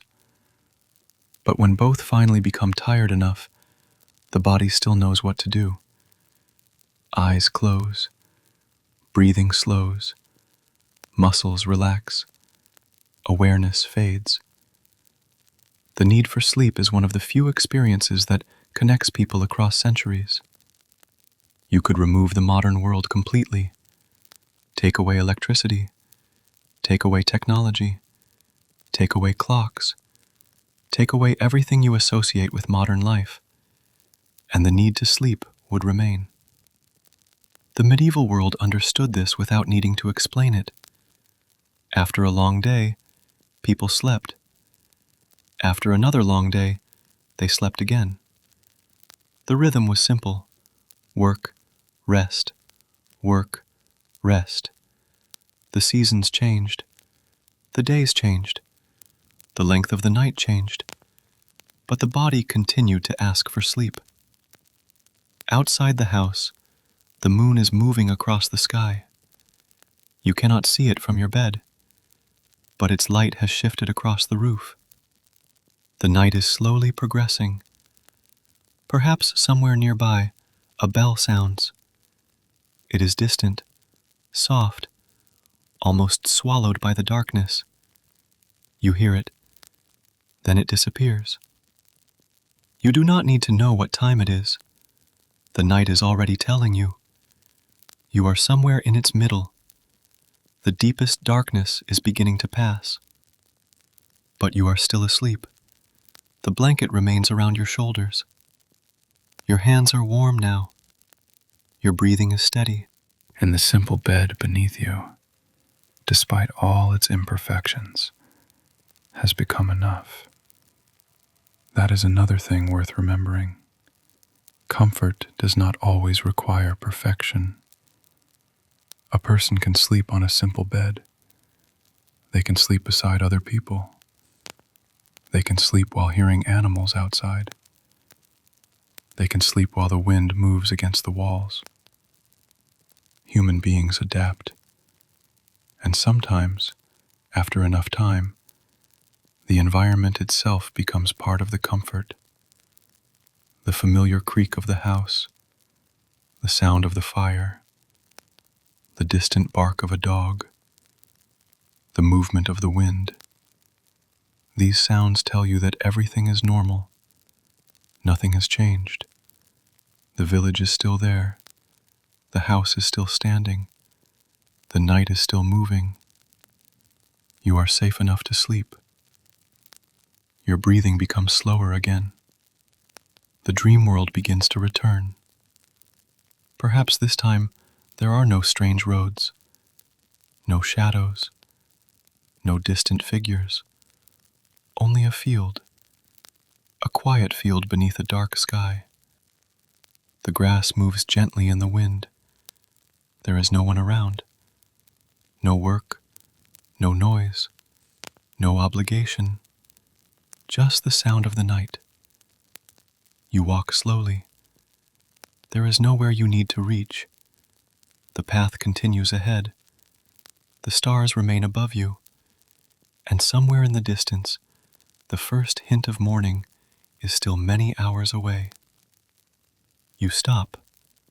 You look up. The sky is enormous. For a moment you forget that you are living in a world without electric light. You simply see the stars. Then the dream begins to fade. You are back in the room, still asleep, still breathing, still beneath the blanket. The fire is nearly gone, but you are warm enough. The night has become familiar, and slowly, without realizing it, you return to sleep. Outside, the medieval village remains quiet. The castle is still standing against the darkness. The guards continue their slow routines. The animals rest. The fields lie beneath the cold night air. And above them all, the stars continue their silent movement. The night is not finished yet. There are still several hours before dawn. But the hardest part of sleeping in this strange world may already be behind you. Your body has adapted. The darkness no longer feels unfamiliar. The bed no longer feels quite so strange. And for now, there is nothing left to do. Nothing to solve. Nothing to prepare. Only sleep. So you remain there, quietly, until the darkness begins to soften. The house is quiet again. You are lying beneath the blanket, somewhere in the deepest part of the night. The fire has almost disappeared. Only a faint warmth remains in the room. Your body is tired. Your breathing is slow. And the darkness around you has become familiar. You close your eyes. For a little while, there is nothing. No village, no house, no cold, no sound. Then your mind begins to wander. You are dreaming. And in the medieval world, a dream could be more than just a dream. Today, we usually understand dreams as something produced by the sleeping mind. We may wake from a strange dream, wonder where it came from, and then carry on with our morning. A medieval person could have a very different reaction.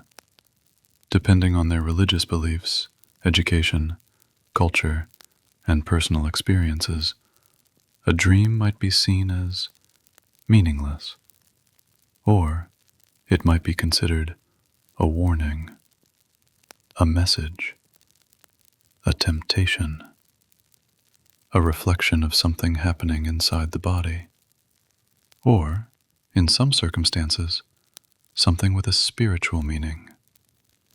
There was no single medieval explanation for dreams. The Middle Ages lasted for centuries, and people disagreed with one another just as people do today. But dreams occupied an interesting place in medieval thought. They belonged to a world that was difficult to see, and even more difficult to understand. When your eyes closed, you entered a place where ordinary rules seemed to disappear.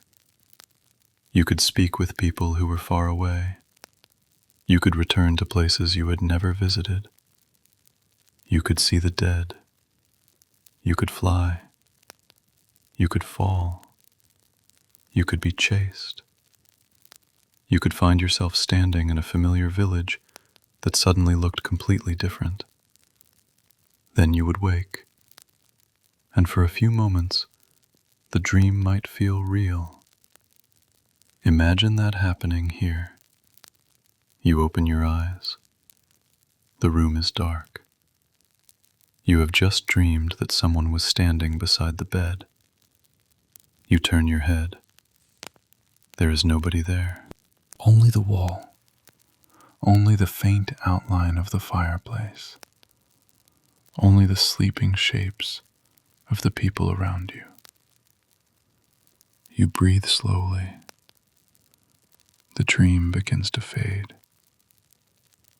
But what if you had lived in a world where the boundary between the visible and invisible was not always clear? Perhaps you would wonder whether the dream meant something. Perhaps you would remember the face you saw. Perhaps you would tell someone about it in the morning, and perhaps they would have their own explanation. Medieval Christianity placed enormous importance on the spiritual world. Heaven and hell were not distant ideas reserved for books. They were part of the way many people understood existence. Angels and demons belonged to the same larger universe. So when something strange happened during sleep, it could be interpreted through that worldview. A frightening dream might be understood as a temptation. A disturbing image might be connected with evil. A meaningful dream might be treated as a possible warning. But there was another side to medieval thinking. Some writers and medical traditions also approached dreams through the body. Ancient medical ideas remained influential, including the belief that physical conditions could affect the mind. What you ate, how your body was functioning, whether you were ill, your emotional state. All of these could influence what happened during sleep. So even within medieval society, there was room for more than one explanation. A dream could be spiritual, it could be physical, it could be psychological, or perhaps it could simply be a strange dream. The uncertainty made dreams fascinating and sometimes frightening. You close your eyes again. The darkness returns. This time, the dream is not peaceful. You are walking through a narrow road. The houses around you are empty. There is no one in the windows, no light, no fire. You continue walking. Then you hear footsteps behind you. You turn. Nothing. You keep going. The footsteps return. Closer now. You turn again. Still nothing. Your heart begins to beat faster. You run. The road seems to stretch endlessly. And just as something reaches for you, you wake. Your eyes open. The room is dark. Your heart is still beating quickly. For a few seconds, you cannot separate the dream from reality. This is a nightmare, and medieval people knew them well. The experience itself has not changed. People have always woken suddenly from frightening dreams. The difference is what they might have believed caused them. Across medieval European folklore, frightening nighttime experiences could become associated with supernatural beings. The very word nightmare has an old history connected with the idea of a malevolent night spirit or creature that could trouble a sleeping person. In different traditions, stories developed around beings said to sit upon or oppress sleepers. These ideas were not universal, and medieval writers did not all agree about them. But they reveal something important. People needed explanations for experiences they could feel, but could not easily see. Imagine waking in the darkness and being unable to move for a few moments. Today, we might recognize an experience such as sleep paralysis. But without modern neurological explanations, a person could interpret the experience very differently. You wake. You are conscious. You can see the room, but your body does not respond. There may be a weight on your chest. You may feel that someone is nearby. You try to move. Nothing happens. Then, suddenly, the sensation disappears. Your body works again. You sit up. The room is empty. What caused it? In a modern bedroom, you may search for an explanation. In a medieval bedroom, the explanation could come from the supernatural world. Perhaps a spirit. Perhaps a demon. Perhaps something connected with folklore. Perhaps a religious interpretation. The important thing is not that everyone believed the same thing. They did not. The important thing is that the darkness left room for uncertainty, and uncertainty is where superstition grows. The night itself could make ordinary events feel mysterious. A branch scraping against a wall could sound like footsteps. An animal moving outside could sound like a person. A shadow cast by a dying fire could look like a figure. A dream could feel like a warning. A sudden illness could be blamed on forces that could not be seen. The less you could observe, the more difficult it became to know what was actually happening. And medieval people were not foolish for feeling this way. They were living in a world with limited information. They did not have modern medicine. They did not understand the brain in the way we do now. They did not have electric light, allowing them to examine every corner of a room. They had their own systems of knowledge. Some were religious, some were medical, some were inherited from older traditions, some were based on personal experience, and sometimes all of these explanations existed side by side. You lie back down. The nightmare is already fading. The room is still. Your breathing begins to slow. The blanket is warm around you. The darkness no longer seems threatening. Perhaps the dream was nothing. Perhaps it was simply your tired mind creating images from the day's memories. But imagine waking tomorrow and telling someone about it. They might listen carefully. They might ask what you saw, who appeared in the dream, what happened, how you felt. And perhaps they would remember an old story that seemed strangely similar. This is how traditions survive. One person tells another. A strange dream becomes a warning. A frightening experience becomes a story. A story becomes folklore. And eventually, generations later, we are left with fragments of beliefs that once seemed completely ordinary.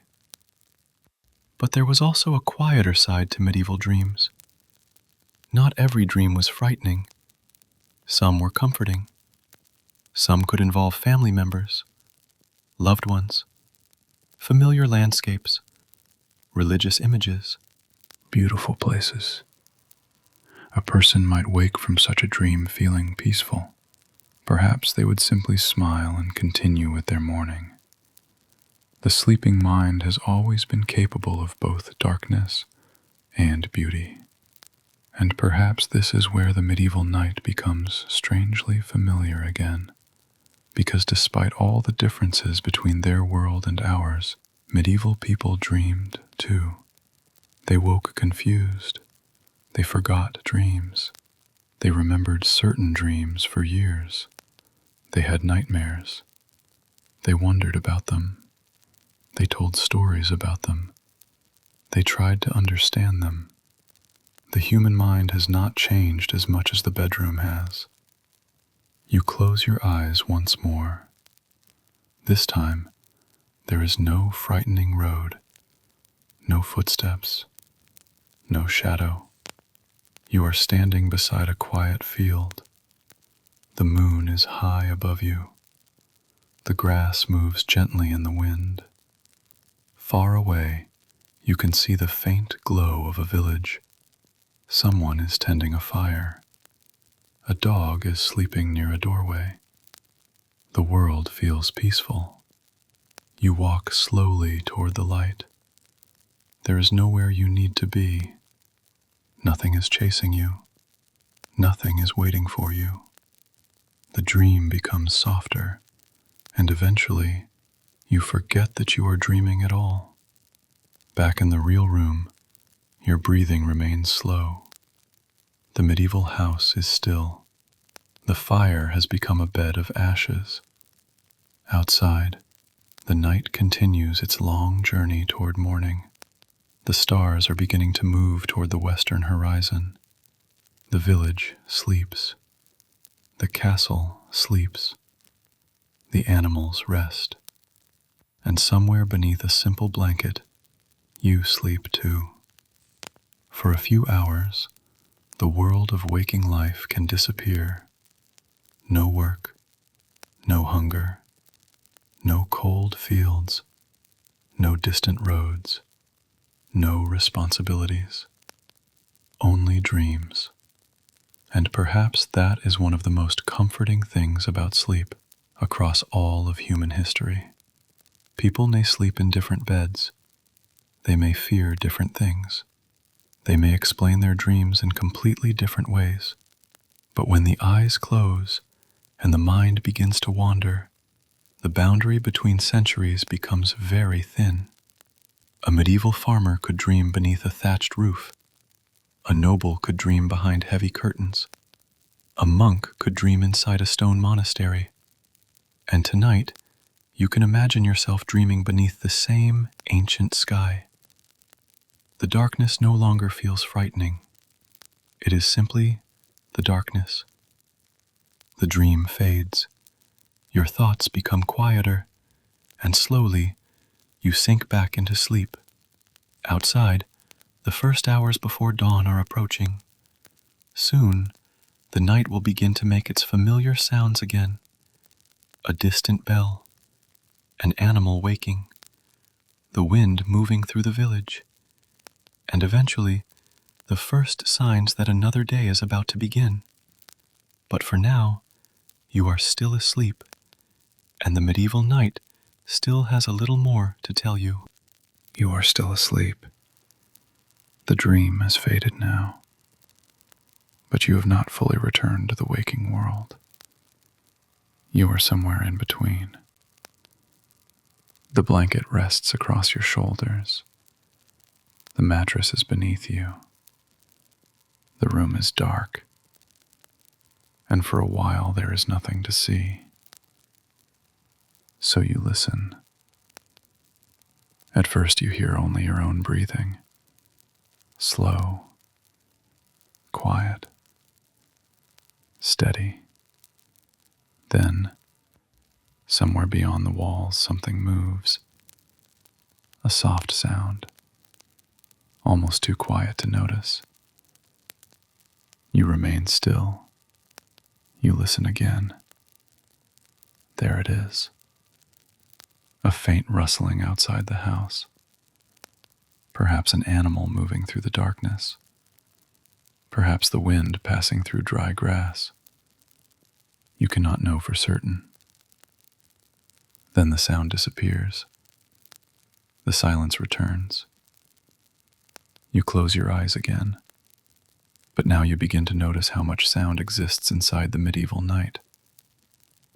During the day, the village would have been filled with voices, people talking, children moving through the streets, animals being led from one place to another, tools striking wood, wheels rolling over dirt, doors opening and closing. The sounds of work would have surrounded you from morning until evening. But now, almost everyone is asleep.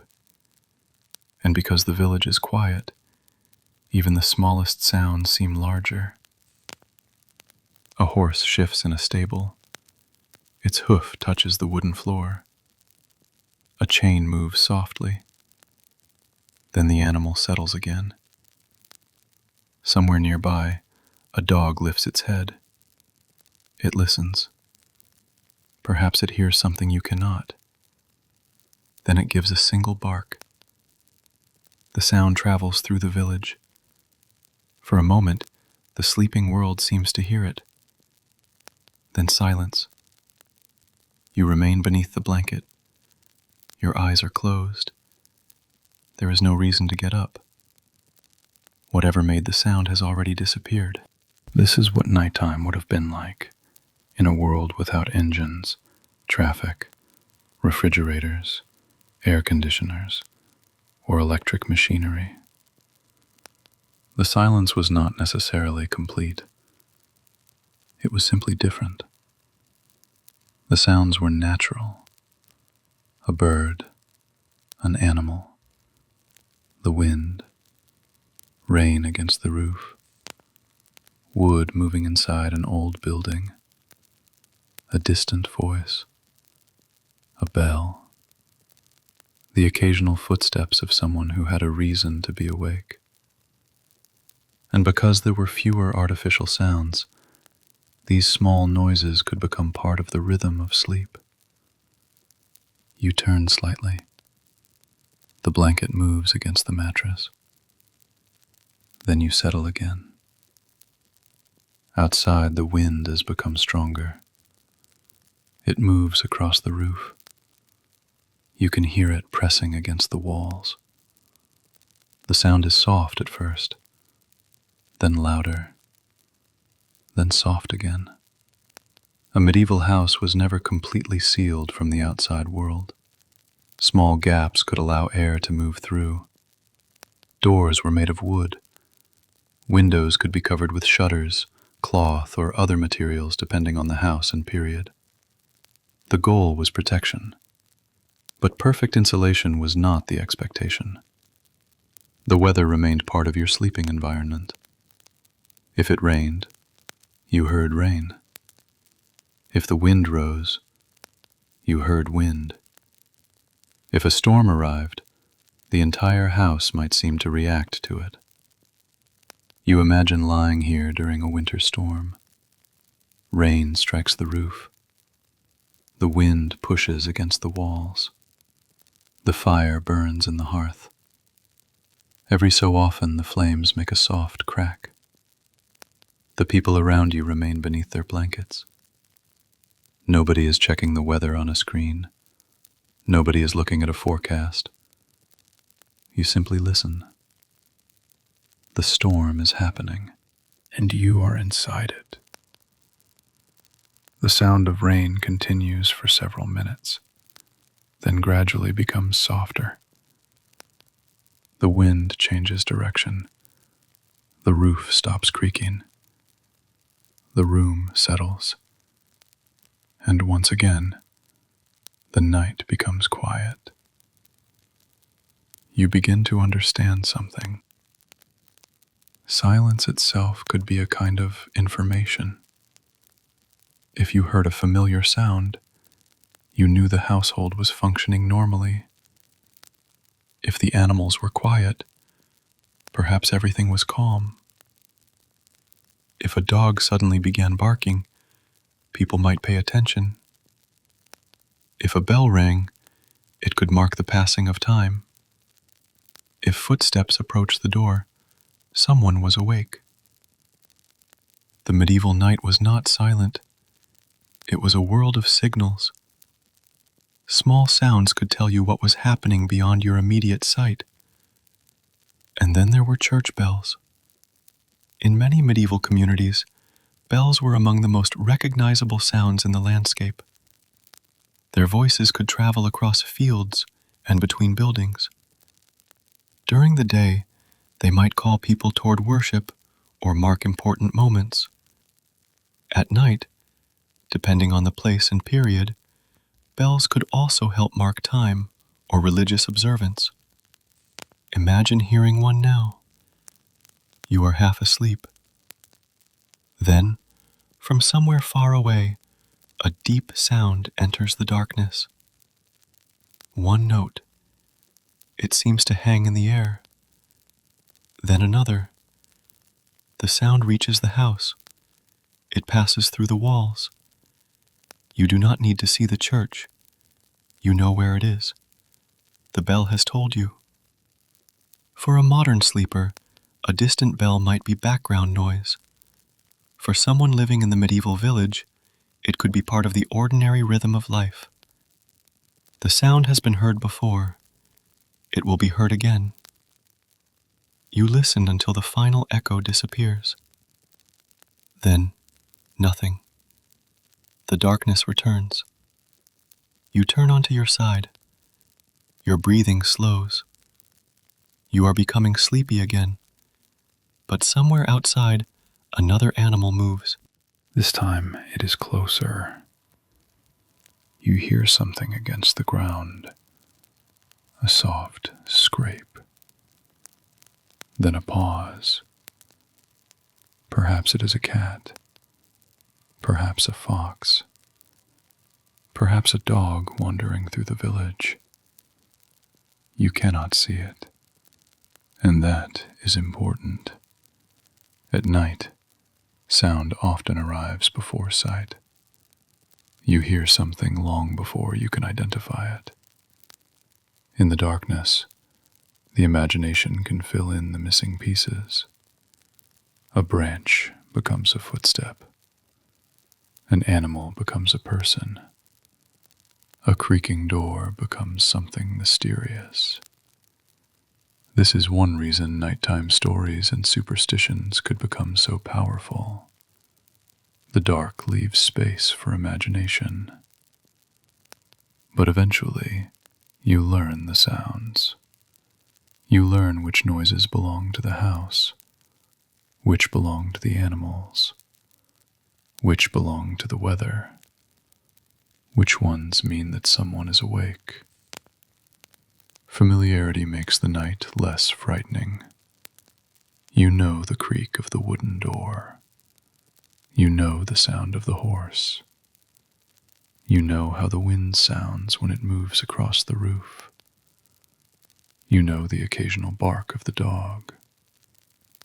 The night becomes a language, and you begin to understand it.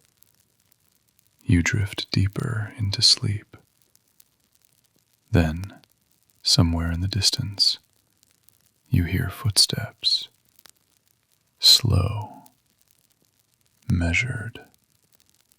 They pass outside. You cannot see who is walking. Perhaps it is a guard, perhaps a servant, perhaps someone returning home. The footsteps approach, then become quieter, then disappear. You do not open your eyes. There is no reason to. The person is gone. The village returns to sleep. But that small moment reminds you that medieval communities did not simply shut down at night. People still had responsibilities. Guards watched. Servants worked. Animals needed care. Some travelers continued along roads. Monks might rise for nighttime prayers. Sick people might need attention. Births could happen. Deaths could happen. Life did not stop simply because the sun had disappeared. It only became quieter. And this quietness made every person who remained awake more noticeable. A single candle moving behind a window, a figure crossing a courtyard, a guard walking along a wall, a servant carrying wood. Tiny points of life inside a vast darkness. You imagine looking through a small window. Outside, almost everything is black. But far away, another tiny light is visible. A candle. Then another. Perhaps a house where someone is still awake. Perhaps a religious building. Perhaps a guard's position. The lights are small. They do not illuminate the countryside. They simply prove that someone is there. You close your eyes again. The room is warmer now. Your body has settled into the mattress. The blanket has become comfortable. The sounds outside have become familiar. And slowly, you stop paying attention to them. The wind becomes part of your breathing. The distant animal becomes part of the silence. The creaking wood becomes part of the house. The bell becomes part of the night. You are no longer listening for danger. You are simply listening. And perhaps this is one of the quietest differences between the medieval night and the modern one. Today, we often try to eliminate sound. We close windows, use insulation, turn off machines, put on headphones, play white noise, create the perfect environment for sleep. The medieval sleeper had much less control. Instead, they learned to sleep with the sounds that already existed. The world did not become silent for them. They became accustomed to its voice. You breathe slowly. The night continues. Somewhere beyond the village, the castle still stands. A guard walks along its walls. The horses rest inside the stable. The fires have burned lower. The great hall is dark. Farther away, fields stretch beneath the stars. Trees move gently in the wind. And over everything, The same night sky covers the entire countryside. You are still asleep. The sounds become softer now. The wind is dying down. The animals have settled. The village dogs are quiet. The last footsteps have disappeared. Even the distant bell has fallen silent. For a few moments, there is almost nothing. Just darkness. Just breath. Just sleep. Then, very faintly, something changes. It is so subtle that you almost miss it. The darkness is no longer quite as deep. You cannot see the change yet, but the night is moving toward its final hours. The cold air has become still. The stars are beginning their slow descent toward the horizon. Somewhere in the distance, an animal stirs. A horse raises its head. A rooster shifts in its shelter. The village is not awake yet, but the night is preparing to end. You remain beneath the blanket. Your eyes are still closed. There is no need to wake. Not yet. For a few more minutes, the medieval world remains suspended between night and morning. The fire is only ash. The houses are dark. The roads are empty. The fields are silent. And the people are still sleeping. But soon, the first sounds of another day will begin. A bird will call. A door will open. Someone will rise from a bed. A fire will be brought back to life. Animals will begin to move. And the village that disappeared into darkness hours ago will slowly return. You take one more slow breath. The blanket rises, then falls. The house gives a final, quiet creak. And somewhere far beyond the walls, the first bird begins to stir. The hours before dawn have arrived. The longest part of the night is almost over. But morning has not yet come. Not quite. For now, you can remain where you are, warm beneath the blanket, listening to the last quiet sounds of the sleeping world, and waiting for the darkness to become light. The first bird has stirred. You barely notice it. The sound is so distant, so faint, that it seems almost part of the dream you were having. You remain beneath the blanket. Your eyes are closed. The room is still dark. But something has changed. The night no longer feels endless. There is a quiet sense that it is beginning to move toward morning. Outside, the village is still sleeping. The houses remain dark. The roads are empty. The fires that once burned brightly have become small piles of ash. Even the castle on the hill seems to have disappeared into the darkness. But the world is beginning to wake in small, almost invisible ways. A horse moves inside a stable. Its hooves make a soft sound against the floor. A dog lifts its head. Somewhere in the distance, a bird calls again. Then another answers. You listen without opening your eyes. The sounds are different from the ones you heard earlier. During the deepest part of the night, every sound seemed isolated. A bark, a bell, A footstep. The wind.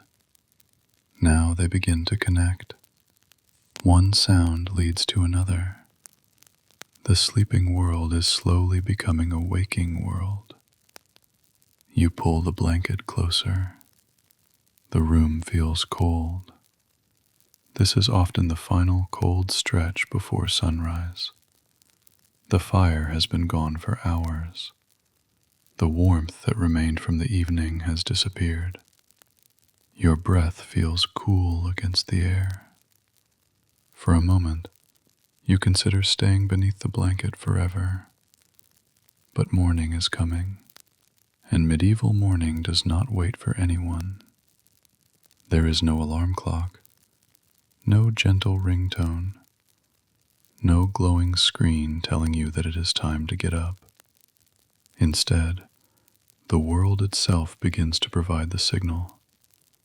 The sky changes, the birds begin, the animals move, people start waking. The darkness slowly loses its strength. You turn onto your side. The mattress shifts beneath you. You are awake now, but only barely. Your body feels heavy. You have slept, but perhaps not as comfortably as you would have liked. The straw beneath you has compressed. The room is cold. Your neck feels stiff. Your blanket has shifted during the night. Still, there is something peaceful about this moment. You have made it through the night, and now you are waiting for the first light. Imagine stepping outside before sunrise. The cold immediately touches your face. The village looks completely different from the one you saw yesterday evening. At night, the houses were shadows. Now you can begin to see their outlines. The road appears beneath your feet. The fences emerge from the darkness. The trees become visible against the slightly lighter sky. Nothing has changed, and yet everything looks different. The eastern horizon is still dark, but it is no longer completely black. There is the faintest suggestion of color, a soft gray, then a little blue. The stars begin to disappear, one by one. You look upward. A few remain. They seem less bright than they did only an hour ago. Soon, they will be gone. This transition would have been especially important in a world where daylight controlled so much of life. The arrival of sunlight meant more than simply being able to see. It meant work could begin. Travel could become easier. Animals could be tended. Fields could be inspected. Markets could eventually open. People could leave their homes. The day was returning. You hear a door open. Someone else is awake. A moment later, another door. Then the sound of movement. A person carrying wood. Another preparing the fire. The village is beginning to breathe again. A thin column of smoke rises from a roof. Someone has managed to bring a flame back to life. The smell of smoke reaches you. It is familiar. Yesterday evening, fire meant dinner and warmth. Now it means morning.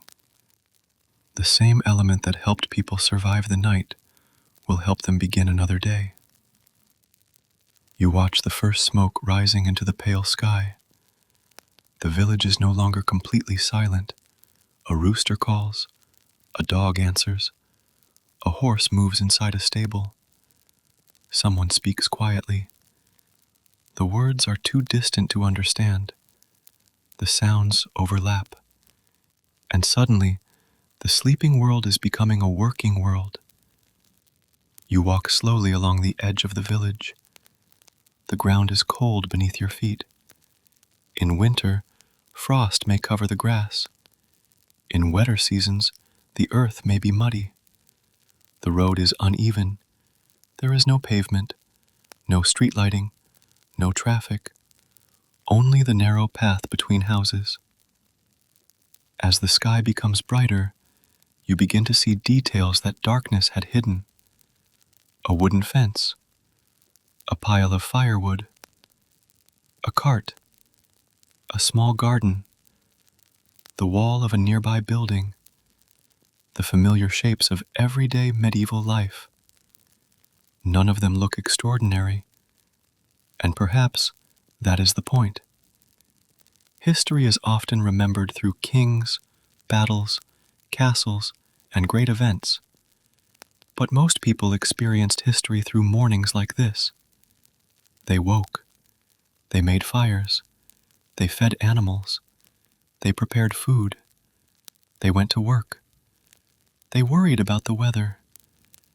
They returned home. They slept. Then they did it again. The great events of history existed somewhere beyond their daily routines.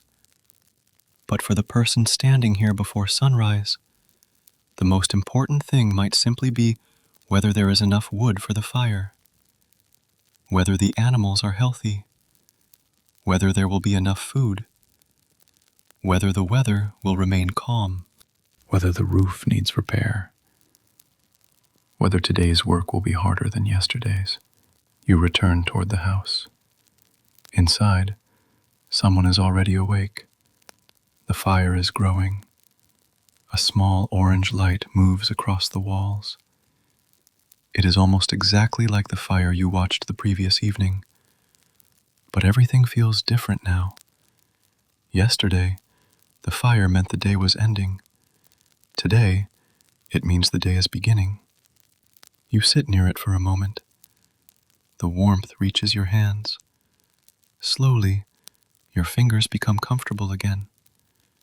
You understand why fire was so important. It was not simply useful. It shaped the rhythm of life. When the fire burned, there was light. There was warmth. There was a place to cook. There was a center around which people could gather. And when it disappeared, the night became colder and darker. Now the flame is alive again. The room slowly becomes visible. People begin to move. Blankets are folded. Beds are left behind. Someone checks the fire. Someone else prepares the first food of the morning. The smell of warm bread begins to fill the room. You recognize it immediately. It is simple, but after a cold night, it feels comforting. Outside, the sky continues to brighten. The sun itself has not appeared yet, but its arrival is no longer in doubt. The horizon is changing.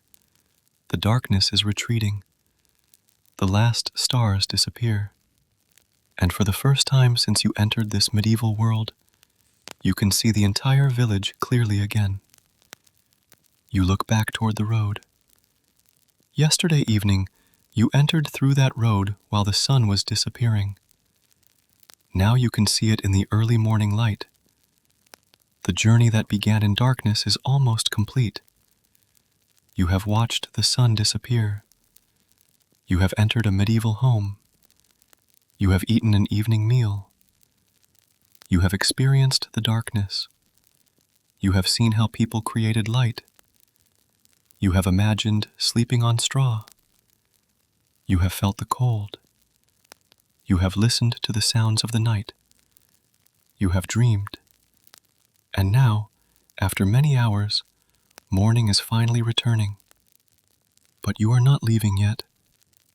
You remain there for a little longer, because there is something strangely beautiful about this particular moment. The world has not fully awakened. It is not night anymore, but it is not quite day. It is the space between them, the hour before ordinary life begins. The fields are still quiet. The roads are still mostly empty. The houses are beginning to glow from within. Smoke rises slowly into the morning air, and the sky above the village becomes lighter with every passing minute. You take a slow breath. The air is cold, clean, still. Then you hear the first real sounds of the morning. A door opens. A child speaks. A horse stamps its foot. Someone calls from one house to another. The village is awake. The day has begun. You stand near the doorway and look toward the horizon. The first edge of sunlight appears. Very slowly, a pale glow touches the distant fields. Then the tops of the trees. Then the roofs. The castle on the hill appears again. Its walls catch the first light. The same castle that looked mysterious and almost frightening in the darkness now looks solid and ordinary. The night has changed it. Or perhaps the darkness had simply changed the way you saw it. You realize that much of medieval life was shaped by this simple transformation. Darkness made the world smaller. Daylight opened it again. At night, you stayed close to fire and shelter. In the morning, the world expanded. Roads became visible. Fields became accessible. Work could begin. Travel became possible. And people stepped outside. You look toward the sun. It has not fully risen yet, but the darkness is almost gone. One final thought passes through your mind. Perhaps medieval people did not have the comfortable sleep that we often take for granted. Their beds were harder. Their rooms were colder. Their nights were darker. Their homes were noisier in ways we might find unfamiliar. They had fewer ways to control their environment. But they also understood the rhythm of their world. They knew when the night was ending. They knew the sounds of their animals. They knew the smell of smoke. They knew the changing seasons. They knew the first light of morning. And perhaps, after living with these rhythms for generations, the world itself became a kind of clock. The birds, the bells, the sun, the fire, the changing sky, all of them told people when it was time to sleep and when it was time to wake. The sun finally begins to rise. Golden light touches the village. The long night is over. You take one last look at the quiet houses. Soon the peacefulness will disappear. People will work. Animals will move. Children will run. Voices will fill the roads. The ordinary business of medieval life will begin again. But for one final moment, you stand there in the soft morning light, and you realize that you have spent an entire night in another world. A world without electric light, without alarm clocks, without central heating, without modern beds. A world where darkness was truly dark, and morning was something you could actually watch arriving. The sun rises a little higher, the last shadows retreat, and somewhere nearby, fresh bread is being prepared for the day ahead. The medieval morning has arrived, and with it, the final chapter of your night. The sun has risen. The long darkness is gone. A soft golden light spreads across the village, touching the roofs, the fields, the trees, and the narrow paths between the houses. Only a few hours ago, everything was hidden beneath darkness, Now the world is visible again. You stand near the doorway and feel the morning air against your face. It is cold, but it no longer feels like the cold of the night. There is something different about morning. The darkness had made the world feel smaller. Morning opens it again. You can see the road stretching beyond the village. You can see the fields, the distant trees, the castle on the hill, smoke rising from several houses. The day has begun, and with it comes the first realization. The medieval person did not wake into a world that was waiting to entertain them.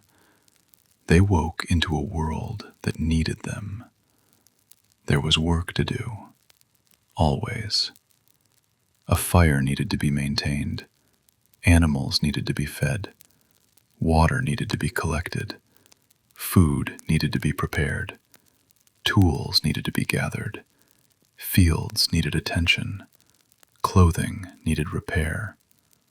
The day was already asking for something.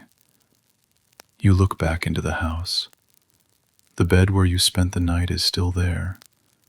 The blanket has been folded aside. The mattress looks much less impressive in daylight. You can see the uneven surface, the rough materials, the simple wooden frame. Last night, in darkness, you imagined what it would feel like to sleep there. Now you understand it differently. It was not a perfect bed, but it did not need to be. It was a place to rest, and after a long day, that could be enough. Someone begins preparing breakfast. There is no elaborate morning routine, no complicated machine, no refrigerator humming in the corner. The fire is brought back to life. A pot is placed above it. Bread is brought out. Perhaps some leftover food from the previous day. The meal depends on what the household has available. For many ordinary people, food is closely connected with the seasons. What can be grown, what can be stored, what can be preserved, what can be afforded. Nothing is taken completely for granted. You sit near the fire for a moment. The warmth slowly reaches your hands. You remember the night, the cold, the darkness, the sounds, the dreams, the strange feeling of waking without knowing the exact time. And then you realize something. The night was not necessarily terrible. It was simply different. Much of what makes medieval sleep seem uncomfortable to us comes from comparison. We compare a medieval bed with a modern mattress, a candle with an electric lamp, a cold room with central heating, a shared sleeping space with a private bedroom, a rooster with an alarm clock. When we make those comparisons, the medieval world seems almost impossible to live in. But the people who lived there did not experience their lives as a failed version of ours. This was simply their normal. Their beds were normal. Their houses were normal. Their darkness was normal. Their mornings were normal. People adapt to the world they are born into, and perhaps that is the most important thing your night in the Middle Ages has shown you. Human beings are remarkably adaptable. We can sleep in very different conditions. We can become accustomed to familiar sounds. We can learn to live with cold. We can organize our lives around daylight. We can find comfort in simple things. A warm fire, a familiar bed, a quiet house, a loaf of fresh bread, the first sunlight through a window. These things may seem ordinary, but ordinary things have always mattered. You step outside. The village is fully awake now.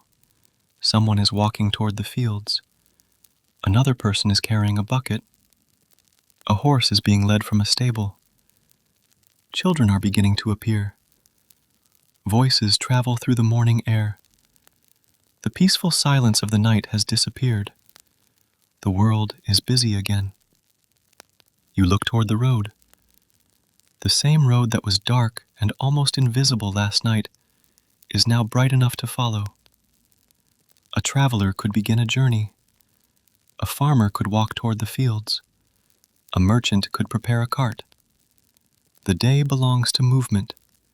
The night belonged to rest.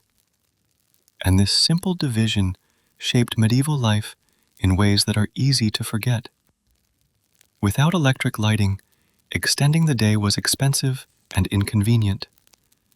Candles cost something. Oil cost something. Firewood cost something. Darkness itself became part of the schedule. People could work after sunset, but the amount of useful activity was limited by available light. Night was not just a darker version of daytime. It was a different period of life, a period for resting, for gathering around the fire, for prayer, for conversation, for dreams, for waiting, and eventually, for sleep. Now the sun has changed everything. You look upward. The sky is clear. The stars are gone. The moon has faded into the brightness. The village is no longer mysterious. Everything that seemed strange during the night now looks ordinary. The castle is simply a building. The road is simply a road. The trees are simply trees. The darkness had created a different world, but daylight has revealed the familiar one again. You take a slow breath. Perhaps you finally understand the title of this journey. Why would you not sleep well in medieval times? There are many possible answers. Your bed might be uncomfortable. Your room might be cold. Your sleeping space might not be private. Animals might make noise. The fire might go out. The darkness might make you uneasy. You might wake during the night. Your dreams might frighten you, and the environment around you would be much harder to control. But there is another answer. You would probably sleep differently because your entire life would be different. Sleep is not isolated from the world around it. It is connected to work, to light, to food, to temperature, to safety, to daily responsibilities, to the seasons, to culture, to expectations. Change those things, and sleep changes too. The medieval night was not simply a bad version of modern sleep. It was part of a completely different rhythm of life. And perhaps there were things about that rhythm that modern people have lost. The darkness was truly dark. When the sun disappeared, the world became quieter. People had fewer reasons to remain awake. There were fewer screens, fewer notifications, fewer artificial lights, fewer streams of information demanding attention. The night could become genuinely disconnected from the day, and once the household settled, there was little left to do except rest. Perhaps that is why the medieval night can feel strangely peaceful when we imagine it from a distance. Of course, the reality was harder. People could be cold. People could be hungry. People could be sick. People could be afraid. They faced dangers that modern people rarely experience. We should not romanticize those hardships, but neither should we assume that every medieval night was miserable. People laughed. They talked. They dreamed. They rested beside warm fires. They listened to familiar sounds. They watched the stars. They woke to the sunrise. They lived ordinary lives, just as we do. The difference was the world around them. You walk a little farther from the house. The sun is higher now. The fields are beginning to glow. Dew remains on the grass. A bird lands on a fence. Someone calls to another person across the village. The sound of work is becoming louder. Soon, everyone will be busy. The quiet night will be forgotten, but you will remember it. The darkness, the bed, the cold, the fire, the dream, the distant bell, the first bird before dawn. All of it belongs to one continuous night. And now, that night is over. You turn back toward the house one last time. The bed is waiting inside. Later tonight, someone will sleep there again. The same mattress, the same blanket, the same wooden walls. And when darkness returns, the entire cycle will begin again. Fire, dinner, conversation, darkness, sleep, dreams, morning. Again and again, year after year, generation after generation. That rhythm continued for centuries.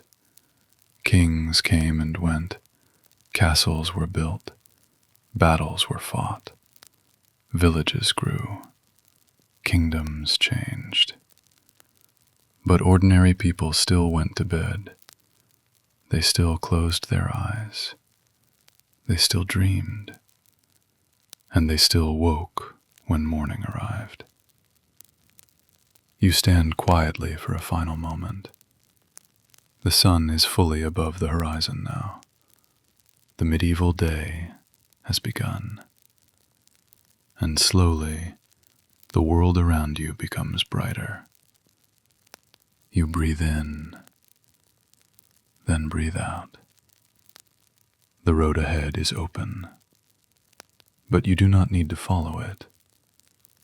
Your journey is ending here.